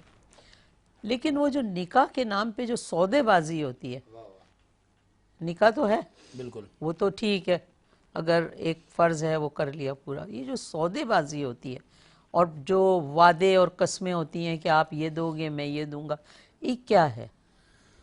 بسم اللہ الرحمن الرحیم. جیسا کہ آپ نے بھی بہت زیادہ انٹرو میں اس چیز پر زور دیا اور بڑے احسن انداز میں بیان کیا، میں آپ کو بنیادی باتیں بتا دوں کہ یہ جو سودے بازی ہے نا کہ جی آپ یہ دیں گے ہم یہ دیں گے اور یہ لیں گے، اس کو احادیث کی نظر اور فقہا کی نظر میں دیکھا جائے تو یہ ایک رشوت ہے نا؟ رشوت دینا لینا آپ کے سامنے ہے. الراشی والمرتشی کلاہما فی النار. آپ نے ایک اور بات بولی یہ تھی یاد دونوں ہے، جہنمی جھوٹ ہیں. والے میں جی پہلے ہی آپ نے لعنت بھیج دی تھی ہر ایک پہ کہ بالکل جو جھوٹ بولے گا وہ لعنتی ہے. تو اس میں بھی تو جھوٹ آ رہا ہے. دیکھیں کہ ایک میں ابھی تو اس طرف بات کر رہا ہوں کہ جیسے لڑکے والوں کی طرف سے بھی فرمائشیں اور لڑکی والوں کی طرف سے بھی فرمائشیں، یہ دونوں کی طرف سے جو دونوں کی، فرمائشیں ہیں نا، یہ اسلام کے منافی چیزیں ہیں، اسلام کے خلاف چیزیں ہیں، شرعی طور پر یہ چیزیں درست نہیں ہیں. اور یہاں پر یہ بات یاد رکھیے کہ یہ جو مطالبات کیے جاتے ہیں، ایک کتاب ہے فقہ کی اور اصول فقہ کی کتابیں پڑھیں. فقہ کے اندر ہمارے ہاں ہے البحر الرائق، اس کی جلد 2 صفحہ نمبر 300، اور در مختار اس کی جلد نمبر 3 صفحہ نمبر 156 پہ یہ بات موجود ہے کہ وہ لوگ جو مال کا مطالبہ کرتے ہیں، یہ مال کا مطالبہ کرنا یا جہیز کا مطالبہ کرنا نکاح کے شرعی اس پہ، طور پر، جی نکاح کے وقت شرعی طور پر یہ ناجائز ہے، یہ غلط ہے. اور فتاوی عالمگیری کے جلد 2 صفحہ 234 پر لکھا گیا ہے کہ اگر لڑکے والے کسی چیز کا کوئی مطالبہ کرتے ہیں تو فرمائے کہ وہ ناجائز عمل میں اپنے آپ کو مبتلا اور ملوث کر رہے ہیں. وجہ اس کی یہ ہے کہ جنہوں نے اپنے جگر کا ٹکڑا آپ کو دیا ہے، آپ ان سے جہیز کا مطالبہ کیسے کر سکتے ہیں؟ کیونکہ جہیز کی شریعت کے اندر کوئی حقیقت ہی نہیں ہے، جہیز کا کہیں پر کوئی ذکر ہی نہیں ہے، جہیز کی کہیں پر کوئی بات ہی نہیں ہے. آپ لوگ کہیں گے جی ہماری جو بچی ہے یا ہماری جو بہو آ رہی ہے تو یہ فریج کہاں سے لے گی اور اس کے پاس جو بیڈ کہاں سے آئیں گے، الماریاں کہاں سے آئیں گی یا گاڑی کہاں سے آئے گی. تو قرآن کریم پڑھیے، قرآن کریم کی سورۃ النساء، سورۃ نمبر 4، اس کی آیت نمبر 34. رب فرماتے ہیں الرجال قوامون علی النساء، کہ مرد حاکم ہے عورتوں پر. کس بنا پر؟ کہ فضل اللہ بعضهم علی بعض وبما انفقوا من اموالهم، کہ وہ اپنی دولت اپنا مال ان عورتوں پر خرچ کرتے ہیں، اس لیے اللہ رب العالمین نے ان کو حاکم بنایا. ورنہ حاکم کا مطلب یہ نہیں ہے کہ عورتوں کے اوپر خواہ مخواہ کا شور کرنا، خواہ مخواہ پریشر ڈالنا. حاکم اس لیے بنایا گیا ہے کہ وہ خرچہ کرتا ہے، وہ ان کو مہر دیتا ہے، وہ ان کو نفقہ دیتا ہے، وہ ان کو خرچ دیتا ہے. جہیز ضروری نہیں ہے. اور قرآن کریم کا 28واں پارہ سورۃ الطلاق کی آیت نمبر 6 کہتی ہے اسکنوہن من حیث سکنتم من وجدکم ولا تضاروہن، کہ آپ ان کو رہائش دیں. یعنی جن کی بیٹی آپ کے نکاح میں آئی ہے، اب شوہر کی ذمہ داری بنتی ہے کہ وہ اس کو رہائش دے، وہ اس کو نان و نفقہ دے، وہ اس کو خرچہ دے. اب یہ اس کی ذمہ داری ہے. اور اسی طرح کتاب کا نام ہے ہدایہ شریف، ہماری فقہ کی کتاب ہے، اس کی صفحہ نمبر 415، اور مکتبہ ہے دار المعرفہ، یہ بیروت لبنان کی چھپی ہوئی کتاب ہے. اس کے اندر یہ لکھا ہو کہ النفقۃ واجبۃ، کہ یہ جو خرچہ ہے، پہننا، کھانا پینا اور رہائش، اس ساری کی ذمہ داری اس کے شوہر پر ہے، اور اس کو ضرورت کی چیزیں دینا، الماری دینا، فریج دینا، کپڑے لے کر دینا، بیڈ دینا، یہ ساری اس کے شوہر کی ذمہ داری ہے. ماں باپ کی تو ذمہ داری ہے ہی نہیں.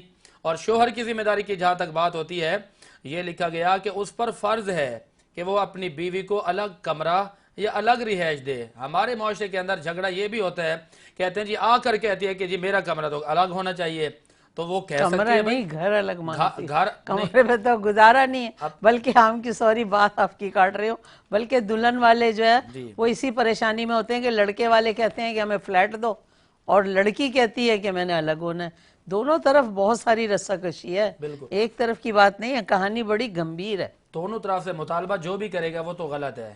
ٹھیک ہے. اور رہی بات یہ کہ اگر وہ گھر میں رہتی ہے، اس کو ایک ہی گھر میں رہنا چاہیے، تو اس کا جو گھر ہے، اس کا جو کمرہ جو اس کو دیا ہوا ہے، لیکن یہ بھی میں آپ کو شریعت بتا دوں، شرعی معاملہ یہ ہے کہ جو اس کا کمرہ ہے وہ چاہے تو کسی کو آنے دے، چاہے تو نہ آنے دے، وہ اس کی مرضی ہے. اور یہ بات اگر سمجھنی ہے تو ہمیں کتابیں پڑھنی پڑیں گی. کتابوں کے اندر یہ بات باقاعدہ موجود ہے. گوگل میں نہیں ہے کہیں؟ آج کل تو لڑکیاں گوگل میں ڈھونڈتے ہیں. گوگل میں ڈھونڈے نا، گوگل پہ جائیں، گوگل نے لکھا ہوگا بالکل گوگل کے اندر کہ یہ باتیں ساس سے موجود کس طرح پرہیز کیا جائے، ہاں یہ ساری چیزیں نندوں سے موجود کیسے ہیں. لڑائی ہوگا. بالکل بالکل گوگل میں ہر چیز موجود ہے، ہوگی، بالکل آپ موجود ہے. بہت دیکھتے ہیں. ہاں میں اس لیے دیکھتا میں نے ہوں. تو معلومات کی ہے. جی جی جی جی. تو یہ جو گھر کی اور بات ہے نا، تو اکثر گھر خراب ہوتے ہیں، کہتے ہیں جی یہ آنے نہیں دے رہی اور کمرے کا مطالبہ کرتی ہے. تو اسلام نے، شریعت نے اس چیز کو لازم کیا ہے کہ شوہر کو چاہیے کہ اس کو کمرہ دے اور گھر دے. اگر وہ کسی کو نہیں آنے دیتی تو نہ آنے دے، وہ اس کی مالک ہے. اور جو جہیز ہے وہ شوہر دے گا، وہ ماں باپ نہیں دے گا جنہوں نے پال پوش کے بڑا کیا ہے. آپ ان پر جگر کا ٹکڑا دے دیا، آپ جہیز وہ نہیں دیں گے، بلکہ جس کے نکاح میں آ رہی ہے وہ اس کی ساری ضروریات پوری کرے گا. علامہ صاحب آپ بھی بتائیے اسی بات کو کہ ایک شرعی کام کے لیے جو غیر شرعی کام ہوتے ہیں کیا کہیں گے آپ سے؟ بسم اللہ الرحمن الرحیم. دیکھیں ایک بات تو بہت واضح ہے، وہ مفتی صاحب نے بھی کہی اور میں اس کو انڈوز کروں گا کہ جو خرچے ہیں وہ شوہر کی ذمہ داری ہے، نہ لڑکی کے ماں باپ کی ذمہ داری ہے، نہ لڑکے کے ماں باپ کی ذمہ داری ہے، بلکہ لڑکے کے خود کی ذمہ داری ہے. بعض دفعہ یہ کہا جاتا ہے کہ لڑکا ابھی کمانے کے قابل نہیں ہوا، لہٰذا ابھی اس کی شادی ڈیلے کی جائے. اس کے بارے میں قرآن یہ کہتا ہے کہ وَأَنكِحُوا الْأَيَامَ مِنكُمْ وَالصَّالِحِينَ مِنْ عِبَادِكُمْ وَإِمَائِكُمْ إِنْ يَكُونُوا فُقَرَاءَ يُغْنِيهِمُ اللَّهُ مِنْ فَضْلِهِ وَاللَّهُ وَاسِعٌ عَلِيمٌ. کہ نکاح کروا دو. اچھا نکاح کروا دو، نکاح کرو نہیں، نکاح کروا دو.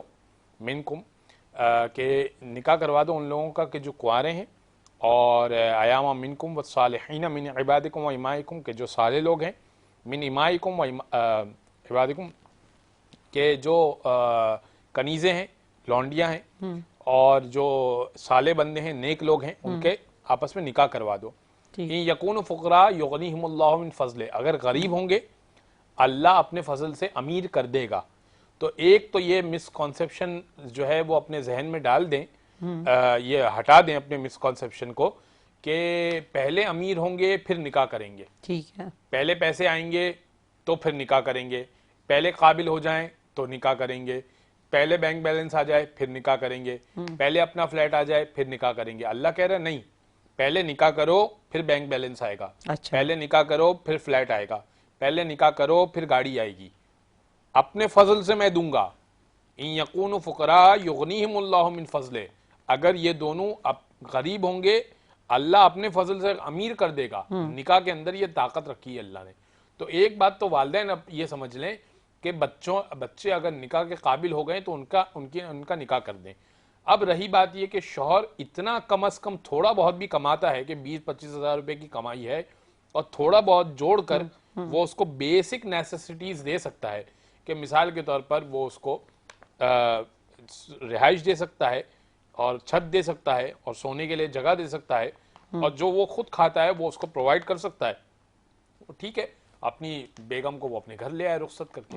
یہی چاہا ہے، نہ یہ کہ جو ہے وہ بڑی تقریب چاہیے، 500 افراد کا کھانا چاہا ہے، نہ ولیمے کا کھانا شریعت نے چاہا ہے، کچھ بھی نہیں چاہا ہے.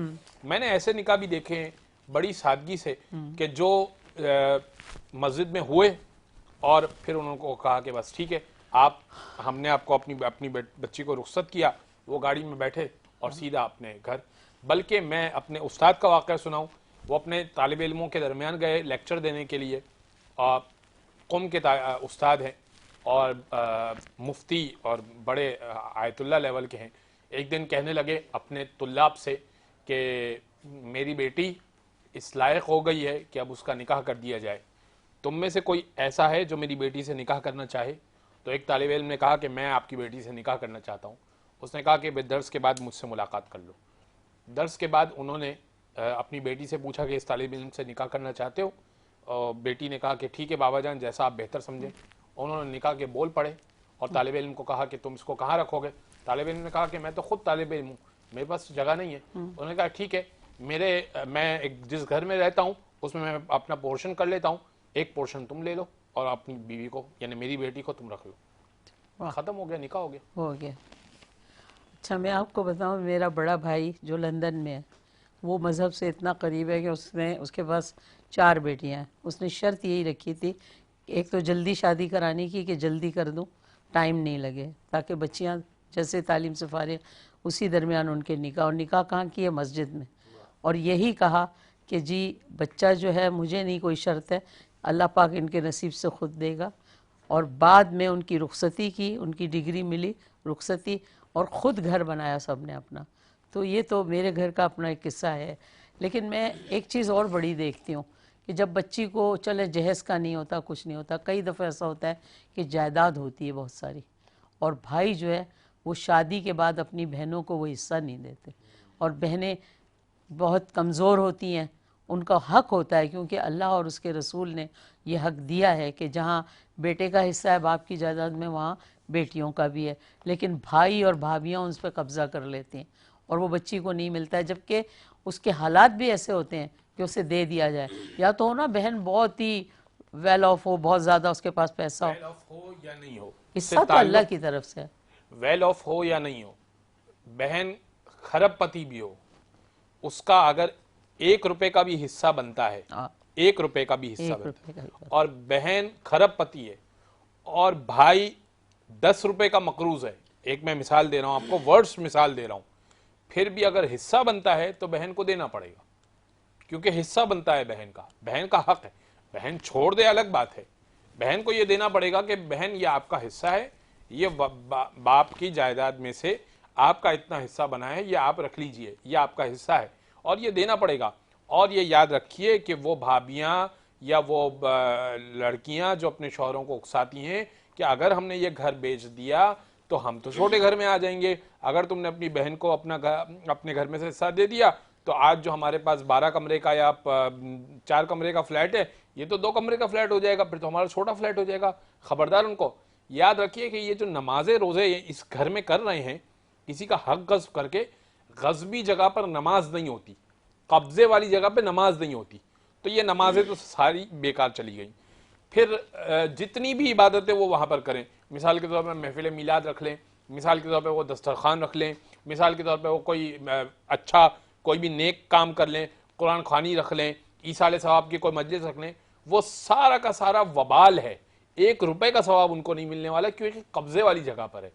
پھر میں نے عرض کیا تھا ابتدا میں، وہ قبضے والی جگہ جس پہ کسی بہن کا حق ہے، وہ یا بھائی کا حق ہے، بعض دفعہ بھائی کا بھی حق کہا گیا ہے، کمزور بھائی ہے بیچارہ. نہیں میں بھی ایک اور مثال بڑی اور تازہ بھائی آپ کا سے پوچھنے والی اور ہوں. وہ زمین اپنے 7 طبقوں سمیت اس کے گلے کا توق بنا کر قیامت میں ڈالی جائے گی. ایک ٹکڑا بھی اگر کھایا ہوگا 7 طبقوں سمیت اس کے گلے کا توق بنا کر اس کو جہنم میں ہانکا جائے گا. اور ایسے بڑے بھائی جو اپنے گھر سے ماں اور بھائی کو نکال دیں اور گھر پہ قبضہ کر لیں اور 5 وقت نماز بھی پڑھ رہے ہوں اور کہیں کہ ہم اللہ کے بڑے قریب ہیں، ان کا کیا ہوگا؟ کیا بات کریں ہم ایسے. اب علامہ صاحب ہمت کریں. بالکل ہمت ہے. جیسے ابھی پہلے بات ہوئی نا، مجھے ایک جملہ بڑا یاد آ رہا ہے، اس میں میں بالکل یہ اگر آپ کہیں تو میں ثبوت دکھا دوں کہ زندہ موجود ہیں. میں تصدیق کرتا ہوں، والدین کو نکال دیا ہے، ماں کو نکال کے، بھائی کو نکال کے، جو بڑے بھائی ہیں وہ ہر چیز پہ قابض ہیں، ان کا سامان بھی رکھ لیا ہے، ان کا سامان بھی نہیں دے رہے، اور پھر نماز بھی 5 وقت پڑھتے ہیں اور کہتے ہیں کہ میں اللہ تعالیٰ کے بہت قریب ہوں. دیکھیں ایسے لوگ تو خسیرت دنیا والا مر گئے، دنیا کا بھی وہ خسارہ ہے، تو آخرت بربادی کا میں بھی ہے، بربادی میں ہے۔ اور یہیں پر جس طرح کہ ہماری بچیوں کی بات آتی ہے نا، تو میری زندگی کا ایک تجربہ ہے، مشاہدات ہیں، لوگ آتے ہیں مسائل پوچھنے کے لیے، یقین کیجئے کہ جمعہ کا خطبہ نہیں آتا اور لوگوں بیچاروں کی ہزاریاں ہمارے پاس پہنچ جاتی ہیں کہ حضرت کل آپ جمعے کو یہ اس موضوع پر کرنا، اور زیادہ تر مائیں بیٹیاں رابطہ کرتی ہیں کہ ذرا وراثت پر بیان کریں۔ اچھا، پھر ہمیں وہ ظالم کیا کہتے ہوئے نظر آتے ہیں؟ کہتے ہیں جی ہم نے تو اس کی شادی کی ہے اور شادی پہ ہم نے بڑا خرچہ کیا ہے اور ہم نے تو ان کو جہیز دے دی ہے۔ تو یہاں پر یہ بات کلیئر سن لیجئے، شادی پہ آپ نے جو خرچہ کیا، آپ نے جو جہیز دیا، وہ ٹوٹلی آپ نے اس کو گفٹ اور بطور تحفہ دیا ہے۔ ابھی تو حصہ اور تو اگر میں یہاں پر سادہ لفظوں میں بات کروں تو وہ آپ کی بہن جس نے اپنی زندگی آپ کے پاس گزاری ہے، وہ جو گھر کا کام کرتی رہی ہے، تو میرے بھائی وہ آپ کی کوئی خادمہ تو نہیں تھی نا۔ اس نے جس طرح پیار اور محبت میں اپنے بھائیوں کا خیال رکھا، قرآن نے کہا یوصیکم اللہ فی اولادکم للذکر مثل حظ الانثیین، جس طرح مردوں کا حصہ وراثت میں بنتا ہے اسی طرح بیٹیوں کا بھی حصہ وراثت میں رکھا گیا ہے۔ آپ اگر کوئی جہیز کے نام پر کہے جی ہم نے وراثت دے دی، وہ جھوٹ بول رہا ہے، کذاب ہے، وہ مکار ہے، وہ گناہگار ہے، اس کی کوئی نماز قبول نہیں ہے اگر وہ اس طرح کا حق مار کے بیٹھا ہوا ہے۔ اور اگر کوئی کہے ہم نے تو لاکھوں روپے اس کی شادی پہ لگا دیے، تو وہ بھی انہوں نے کوئی احسان نہیں کیا، وہ نہیں کرنا تھا تو نہ کرتے، لیکن اگر کوئی کروڑ روپے بھی لگا دینا تو پھر یہ کہ جی اس کے حصے میں سے 10 لاکھ روپے بنتا ہے تو اس لیے میں اس میں سے کاٹتا ہوں، یہ نہیں کھا سکتے۔ ان کا کسی کا کوئی بندہ ایک ذرہ بھی اگر لے گا نا، تو اگر اپنے اعمال کی بدولت جنت کے دروازے پر پہنچ گیا تو دروغ جنت اندر نہیں جانے دیں گے، بولیں گے وہ جو تو نے ایک ذرہ نہ جائز نہ حق طریقے کا مال لیا تھا، جب تک وہ بندہ معاف نہیں کرے گا تو جنت میں نہیں جا سکتا۔ اور کچھ بھائی بہنوں کی شادی نہیں ہونے دیتے ہیں صرف اس لیے کہ بہن کے ساتھ دولت چلی جائے گی، اس کے پاس اتنی دولت اس کے نام سے، اس کا کیا ہوگا؟ وہ تو ایک اسلام کے نام پر دھبا ہیں، ان پر دین اور دنیا کی لعنت ہے، وہ ملعون ہیں کیونکہ وہ قرآن کے منکر ہیں۔ قرآن کہتا ہے وَأَنكِحُوا الْأَيَامَ مِنكُمْ، نکاح کرو، اور یہ منع کر کے بیٹھے ہوئے ہیں۔ یہ تھوڑی ہے کہ رزق دینے والے، فیصلے کرنے والے، شادی کرنا حضور کی سنت ہے، شادی کا حکم، نکاح کا حکم قرآن نے دیا، یہ تو قرآن کا انکار ہے، یہ رسول اللہ کا انکار ہے، حضور کی حدیثوں کا انکار ہے۔ تو ان کو چاہیے کہ شادی کے معاملے میں تو جلدی کرنی چاہیے، اور اگر اس لیے تو شادی کو فرمایا نا کہ آسان کرو۔ کچھ لوگ اگر یہ کہیں جی ہمارے پاس تو پیسہ نہیں ہے حال کرنے کے لیے، اسلام نے کب کہا ہے کہ حال کرو؟ اسلام نے کب کہا ہے کہ اتنے بڑے شاندار طریقے کے ساتھ لوگوں کو بلاؤ؟ اس لیے تو اسلام نے کہا ہے کہ شادیاں آسان کرو، شادیوں کو آسان کرو، صرف نکاح کرو اور رخصت کرو، تاکہ اس معاشرے کے اندر جو برائیاں اور جو بربادیاں ہو رہی ہیں اس سے دور ہو سکے۔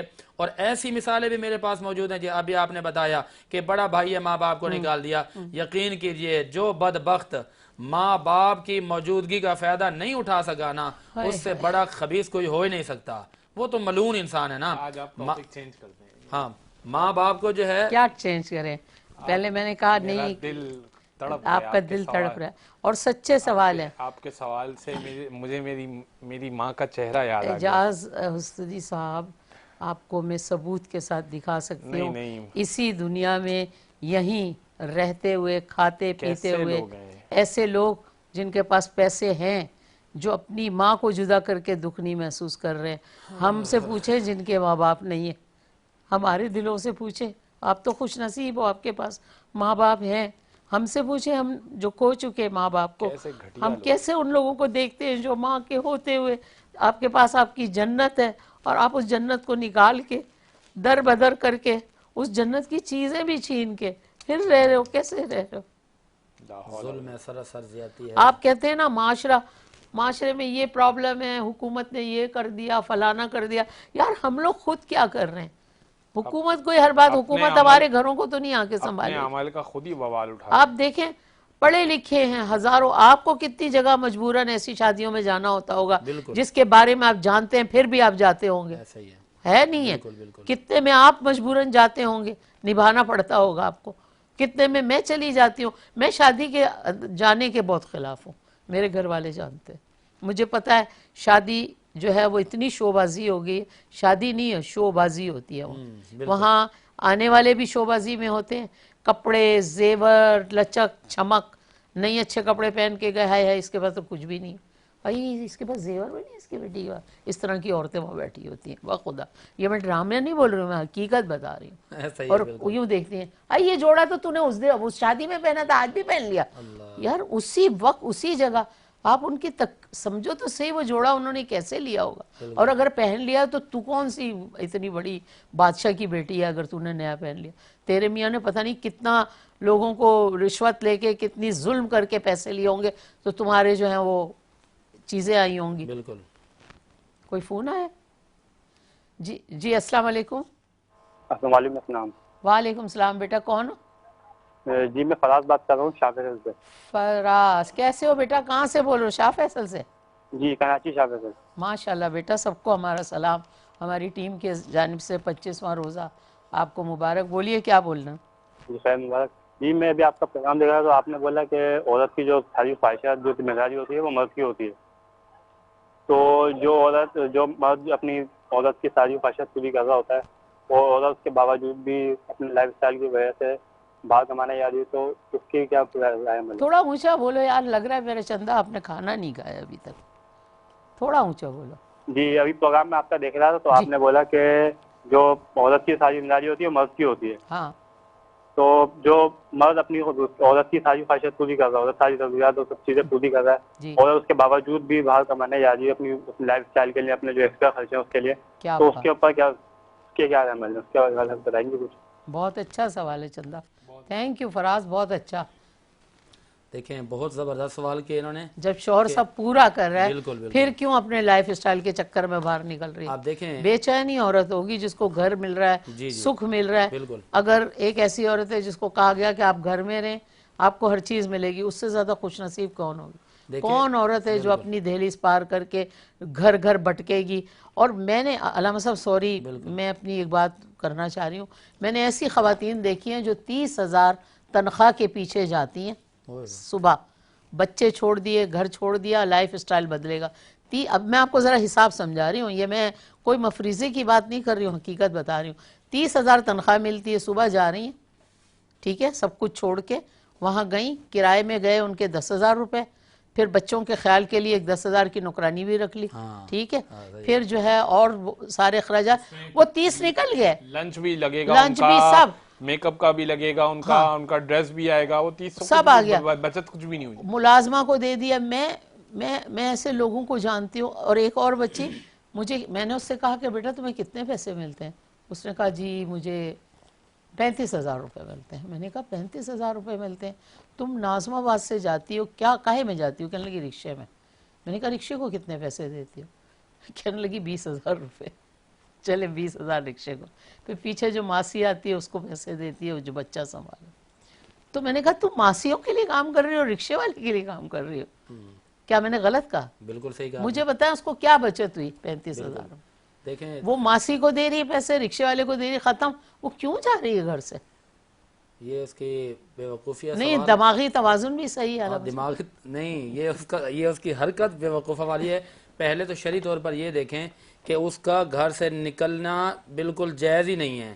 فراز بھائی نے جو پوچھا نا, شوہر جو اجازت دے گا تو نکلے گی, اور وہ بھی شرعی حدود کے اندر رہ کر. اور فراز صاحب نے جو سوال کیا کہ تمام تر اخراجات بھی وہ برداشت کرتے ہیں, اور اخراجات کتنے ہیں؟ قرآن نے, احادیث نے جن اخراجات پر اشارہ کیا نا, تو وہ لائف سٹائل کی بات نہیں ہے. وہ یہ ہے کہ آپ کی جو طاقت ہے, آپ کے پاس آپ جتنا کماتے ہیں اس کے مطابق آپ اس کو دیں گے. اگر مثال کے طور پر وہ آگے کہتے ہیں مجھے تو بڑا بنگلہ چاہیے, آپ کیا بنگلہ دیں گے؟ اسکنوہن من حیث کا مطلب یہ ہے کہ آپ جتنی طاقت رکھتے ہیں اس کے مطابق دیں گے. اور یہاں پر یہ کہ اگر جس طرح مرد کے اوپر ذمہ داری ہے نا, اسی طرح شوہر کے حقوق بھی بیوی پر ہیں. ان حقوق میں سب سے پہلا حق یہ ہے کہ وہ بیوی اپنے شوہر کی تمام تر تابعداری کرے گی, اور اس کی جو خواہشات یا اس کے جو فرمائش ہیں ان کے مطابق چلے گی. حتیٰ کہ ملقات المفادی کتاب کا نام ہے, اس کی جلد 6 صفحہ 330 پر تو یہاں تک لکھا گیا ہے کہ اگر کوئی عورت آپ کے گھر سے اجازت کے بغیر نکلتی ہے, خروج ہو بمنزل ہی, آپ کے گھر سے اجازت کے بغیر نکل جائے, اور یا پھر وہ نماز نہیں پڑھتی, یا پھر آپ کی تابعداری نہیں کرتی, یا پھر وہ زیب و زینت یعنی کہ جو خوبصورتی ہے اس کو چھوڑ دیتی ہے, تو اس کتاب کے اندر لکھا گیا ہے کہ شوہر کو اس کو مارنے کی بھی اجازت ہے. یعنی مارنے سے مراد یہ ہے کہ اس کو تعدیبی کاروائی، ہلکا پھلکا مارنا ہے.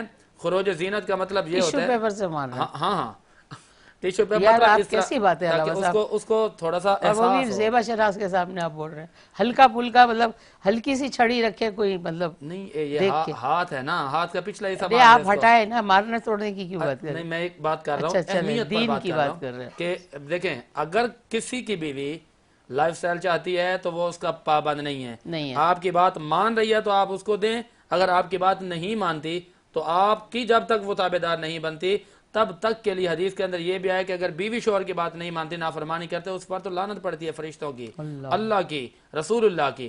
تو جو میں مارنے کی بات کیا اس کا مطلب یہ نہیں ہے کہ ڈنڈے اٹھا لینا ہے، ادب کے ساتھ. بات جو نماز نہیں پڑھتی نماز پڑھوائیں، اور جو زیب و زینت کی جو بات ہے وہ نہیں ہے کہ بن سور کے باہر جانے گھومنے ہیں. گھر کے اندر شوہر آئے تو ذرا ہنس کے بات کرے، ایسا نہیں ہے کہ پورے دن کا تھکا رہا گھر پہ آئے اور سامنے دیکھے وہ بہت کہے کہ شکریہ. بہت فراز بھائی آپ مطمئن ہو گئے ہوں گے جیسے کہ علامہ صاحب نے فرمایا. اس وقت ہمارے ساتھ ایک اور مہمان ہے. السلام علیکم سعود. وعلیکم السلام آپا. آپ کا نام عدیل ہے؟ جی آپا عدیل نام ہے، میں لیاری سے بات کر رہا ہوں. ارے واہ واہ واہ واہ ماشاءاللہ، لیاری سے بھی ہمارے پاس کوئی آیا. کیسے؟ لیاری کو ہمارا بہت سلام، 25واں روزہ مبارک. خیر مبارک، خیر مبارک. وعلیکم السلام. کیسے ہو؟ آپا میرا ایک یہ سوال ہے. میرا والد صاحب ہے نا، میری کو اس نے جہیز ہوتا ہے نا اس میں کہا تھا یہ آپ کا حصہ جائیداد میں اس میں ایڈ کیا ہوا ہے. ٹھیک ہے، یہ صحیح ہے؟ جہیز کا حصہ جائیداد میں؟ ہاں. نہیں میں سمجھ نہیں آ رہی بیٹا. یہ مطلب جائیداد ہے نا، آپ کی بیوی کو دیا ہے کسی نے جہیز، تو بولا ہے اس میں جائیداد بھی ہے. اس میں جائیداد میں ایڈ کیا ہے. کہ یہی آپ کا جہیز دیا ہے کہ یہی آپ کی جائیداد ہے؟ آپ کو دیا جہیز؟ نہیں میرے والد صاحب نے پپو کو بولا نا، میرے والد صاحب کی بہن نے نا. آپ کی بیوی کو یا بہن کو بیٹا؟ میرے والد صاحب ہیں نا، اس نے اپنی بہن کو یہ جائیداد میں دیا ہے. اچھا، آپ ان کے یہی جہیز ہے، یہی جائیداد ہے. اچھا، ان کے والد صاحب نے بہن کو دیا ہے، تو کیا یہ ٹھیک ہے؟ اب یہاں پر یہ دیکھا جائے گا نا کہ جو اس کا وراثت کا حصہ ہے والد کی طرف سے ملا ہے، پہلے تو ان کو مالک بنا دیا جائے کہ بھئی آپ یہ مالکہ ہیں، آپ کی یہ وراثت آئی ہے. اور اگر وہ اپنی مرضی سے انہوں نے اجازت دی ہے، ان کو بتا کر انہیں جہیز دی ہے تو اس میں کاٹا پیٹی ہو سکتی ہے. اگر انہوں نے بتایا نہیں ہے، خرچہ کرنے کے بعد کہہ رہے ہیں کہ جی یہ وہ وراثت والا مال ہے اس میں سے آ گیا، تو ایسا درست نہیں ہے. یہ ان کی طرف سے پھر تحفہ جائے گا بہن کے لیے. اگر انہوں نے بتا دیا ہے تو پھر ٹھیک ہے کہ اپنی ان کے والد نے اپنی بہن کو بتا دیا کہ بھائی آپ کی یہ وراثت بنتی ہے اور ہم نے آپ کی وراثت کے جو پیسے ہیں اس میں سے یہ جہیز خریدا اور بقیہ رقم آپ کی یہ بنتی ہے. تو ایسا عمل کرنا درست ہے. اگر بغیر بتائے انہوں نے دے دیا اور بعد میں جب وراثت تقسیم ہوئی تو کہا وہ جو ہم نے جہیز پہلے لگایا تھا تو جی اس میں سے کاٹا پیٹی ہو گئی، یہ درست نہیں ہے. بہت شکریہ. ناظرین ہم لوگ جا رہے ہیں اس وقت ایک بریک پہ، انشاءاللہ بریک سے واپس آتے ہیں تو موضوع ہمارا وہی زیر بحث ہے، جہیز بھی ہے اس میں، شادی بھی اور بڑے مسئلے ہیں.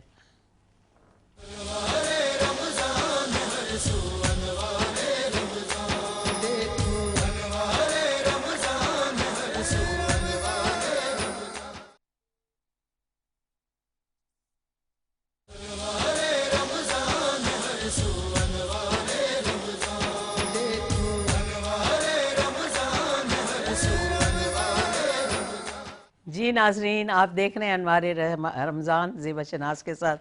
جیسے جیسے سحری کا وقت قریب آ رہا ہے، سحری کا اہتمام شروع ہو گیا ہے. ہم بہت مشکور ہیں اپنے اللہ والا جو بریانی والے ہیں، ان کی محبتیں، ان کا پیار ہے، ان کی محبت کا اظہار K21 کے تمام دوستوں اور کارکنوں کے لیے. آج بھی انہوں نے 30 آدمیوں کا کھانا ہمیں بھجوایا ہے سحری کرنے کے لیے. اور اس میں ہمارے ساتھ جو ہے شراکت ہے سعود کامران کیٹل فارم کے روح رواں ڈیلٹا ایسوسیشن کمیٹی کے ممبر کامران بھائی کا. کامران بھائی آپ کا شکریہ. فیصل بھائی آپ جس طرح محبت کا اظہار کر رہے ہیں، یہ بھی ایک دیکھا جائے تو وہ جذبہ ہے جو رمضان میں ایک دوسرے کے ساتھ کرنا چاہیے، کیونکہ دوستوں کے ساتھ، پیاروں کے ساتھ یہ چیزیں ہونی چاہیے. تحفے دینا اور لینا، میرے پیارے رسول صلی اللہ علیہ وسلم نے فرمایا کہ تحفے دو، اس سے محبتیں بڑھتی ہیں. تو آپ ہم سے اپنی محبت بڑھا رہے ہیں ہمارے تمام کارکن جو جاگتے ہیں سحری کے لیے رکتے ہیں اپنے گھروں نہیں جاتے, آپ اتنا اچھا کھانا بھیج رہے ہیں, تھینک یو ویری مچ. آپ کھانے کے ساتھ میٹھا بھی بھیج رہے ہیں جو ہمارے علامہ زاہد صاحب کا بہت پسندیدہ ہے. یہ 2 آدمی کی کھیر کھا جاتے ہیں, میں صاف بتا رہی ہوں آپ لوگوں کو. اور پھر جو آپ کولڈ ڈرنک بھیج رہے ہیں ساتھ میں, اتنا اچھا اہتمام ہے آپ کا. سب نے کل بہت انجوائے کیا, پرسوں بہت انجوائے کیا. اللہ رب العزت آپ کے کھانے میں, آپ کے رزق میں برکت دے. کامران بھائی آپ کو بھی اللہ بہت خوشیاں دے. فیصل بھائی اللہ آپ کو بہت خوشیاں دے. اسی طرح سب کو ایک دوسرے کا خیال رکھنا چاہیے, کھانے سے, تحفوں سے. اس طرح سے انسان کے پاس کسی چیز کی کمی نہیں ہوتی, بلکہ اللہ رب العزت اور برکت دیتا ہے. اور میں سمجھتی ہوں کہ اس طرح کی محبت جو ہماری کوئی نہ برانڈنگ کی انہوں نے, نہ ہم نے ان سے جا کے کہا کہ ہمیں کوئی اشتہار دو, بلکہ اپنی محبت کا اظہار انہوں نے خود کیا کہ زیبا باجی ہم آپ کو اور آپ کی ٹیم کو سحری کروائیں گے. اللہ رب العزت آپ کو خوش رکھے, اور جس جس کے پیٹ میں آپ کا کھانا جائے اللہ کرے اس کے پیٹ سے دعا نکلے کہ آپ کو اور برکتیں ملے. اور یہی اس مسلمان کو کرنا چاہیے. اور اس طرح رمضان میں اور ہر موقع پہ ایک دوسرے کو یاد کرنا, کوئی فرق نہیں پڑتا. اللہ رب العزت تو کھانے کے لیے اور برکتیں دیتا ہے, رزق میں اور برکتیں بڑھ جاتی ہیں. ہم مدینے جاتے ہیں, ہم لوگ کعبے جاتے ہیں, ہمارے آگے پیچھے لوگ بھاگ رہے ہوتے ہیں کھانا کھا لو کھانا کھا لو. تو کیا ہے, وہ اللہ کو خوش کرنا چاہتے ہیں. تو بہت شکریہ اللہ والا, تم اللہ کو خوش کر رہے ہو. تمہاری بریانی, تمہارا کھانا, یہ جو تمہارے بندوں میں تقسیم تم کر رہے ہو نا اللہ کے, تمہیں اللہ اور بھی اوپر لے جائے گا. تھینک یو فیصل, بہت شکریہ. ہمارا ٹائم پھر وہی کہ ہم جا رہے ہیں اب وقت کے خاتمے کے ساتھ. 25واں روزہ جو ہے وہ قریب آتا جا رہا ہے, سحر کا وقت بھی بس ختم ہونے والا ہے, اور ہمارا پروگرام بھی انشاءاللہ خاتمے کی طرف ہے. میں آپ سے کہوں گی یہی کہ اگر ہم سے کوئی غلطی ہو گئی ہو, منہ سے کوئی ایسی بات نکل گئی ہو جو آپ لوگوں کو گرا گزری ہو, تو ہمیں معاف کر دیجیے گا. اور اللہ سے دعا یہ ہے کہ اللہ پاک پروردگار ہم سب کو سیدھے راستے پہ چلائے. ہمارے پروگرام سے اگر کوئی کہیں ایک گھر میں کوئی بات سمجھ میں آ جائے اور وہ اس راستے کو چن لے اور علماء کے بتائے ہوئے راستے پہ چلے, تو انشاءاللہ اس کا ثواب ہمیں بھی ملے گا, ہماری ٹیم کو بھی ملے گا, اور ہمارے K21 کے مالکان کو بھی, کہ یہاں سے وہ بات نکلی تھی جو جزائے خیر بن گئی. بہت شکریہ, thank you very much. Program اختتام کی جانب ہے, اور اس اختتام میں ہمارے پاس ایک نئے مہمان ہیں. ہم ضرور ان سے ریکویسٹ کریں گے کہ آپ اپنی دعا سامنے پیش کریں.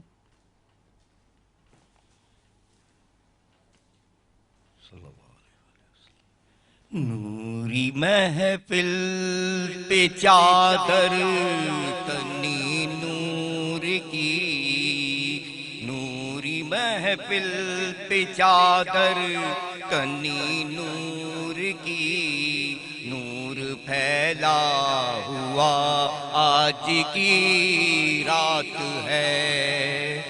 نوری محفل پہ چادر تنی نور کی, نور پھیلا ہوا آج کی رات ہے. چاندنی میں ہے ڈوبے ہوئے 2 جہاں, چاندنی میں ہے ڈوبے ہوئے 2 جہاں, کون جلوہ نما آج کی رات ہے. عرش پہ دھوم ہے, فرش پہ دھوم ہے, بد نصیبی ہے اس کی جو محروم ہے. عرش پہ دھوم ہے, فرش پہ دھوم ہے, بد نصیبی ہے اس کی جو محروم ہے. پھر یہ آئے گی شب کس کو معلوم ہے, پھر یہ آئے گی شب کس کو معلوم ہے. نقد خدا آج کی رات ہے. نوری محفل پہ چادر تنی نور کی, نور پھیلا ہوا آج کی رات ہے. سبحان اللہ, سبحان اللہ, سبحان اللہ. درود پاک. اللهم صل على سيدنا ومولانا محمد.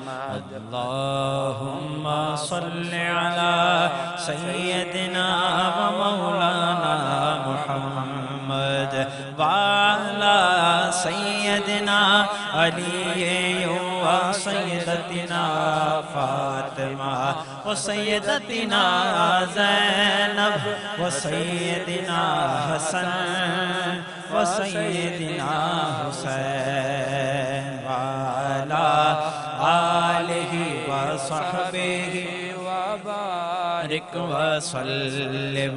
اللهم صل على سيدنا ومولانا محمد وعلى سيدنا علي وسيدتنا فاطمة وسيدتنا زينب وسيدنا حسن وسيدنا حسين وعلى آله وصحبه وبارك وسلم.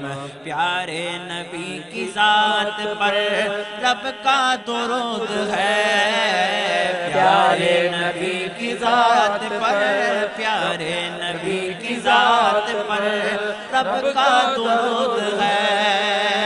سلطان دو جہان پر سب کا درود ہے. اللہم صل علی سیدنا مولانا محمد. اللہم صل علی سیدنا مولانا محمد. اللہ کے شیر ہے در قرار پر درود. اللہ کے شیر ہے در قرار پر درود. اللہ کے شیر ہے در قرار پر درود. حضرت حسن حسین کے کردار پر درود. اللہم صل علی سیدنا مولانا محمد وعلی سیدنا علی وسیدتنا فاطمہ وسیدتنا زینب وسیدنا حسن وسیدنا حسین وعلی آلہ وصحبہ وبارک وسلم. اللہم صل علی سیدنا مولانا محمد. جنت میں فاطمہ کی کنیزیں جہاں رہے. جنت میں فاطمہ کی کنیزیں جہاں رہے. یا رب میری دعا ہے یا رب میری دعا ہے میری ماں وہاں رہے. جنت میں مصطفیٰ کے صحابہ جہاں رہے. جنت میں مصطفیٰ کے صحابہ جہاں رہے. یا رب میری دعا ہے یا رب میری دعا ہے میرے بابا وہاں رہے. اللہم صل علی سیدنا مولانا محمد. بے دم یہی تو پانچ ہیں بے دم یہی تو پانچ ہیں بے دم یہی تو پانچ ہیں مقصود کائنات. بے دم یہی تو پانچ ہیں مقصود کائنات. خیر النساء حسین حسن مصطفیٰ علی. اللہم صل علی سیدنا مولانا محمد. اللہم صل علی سیدنا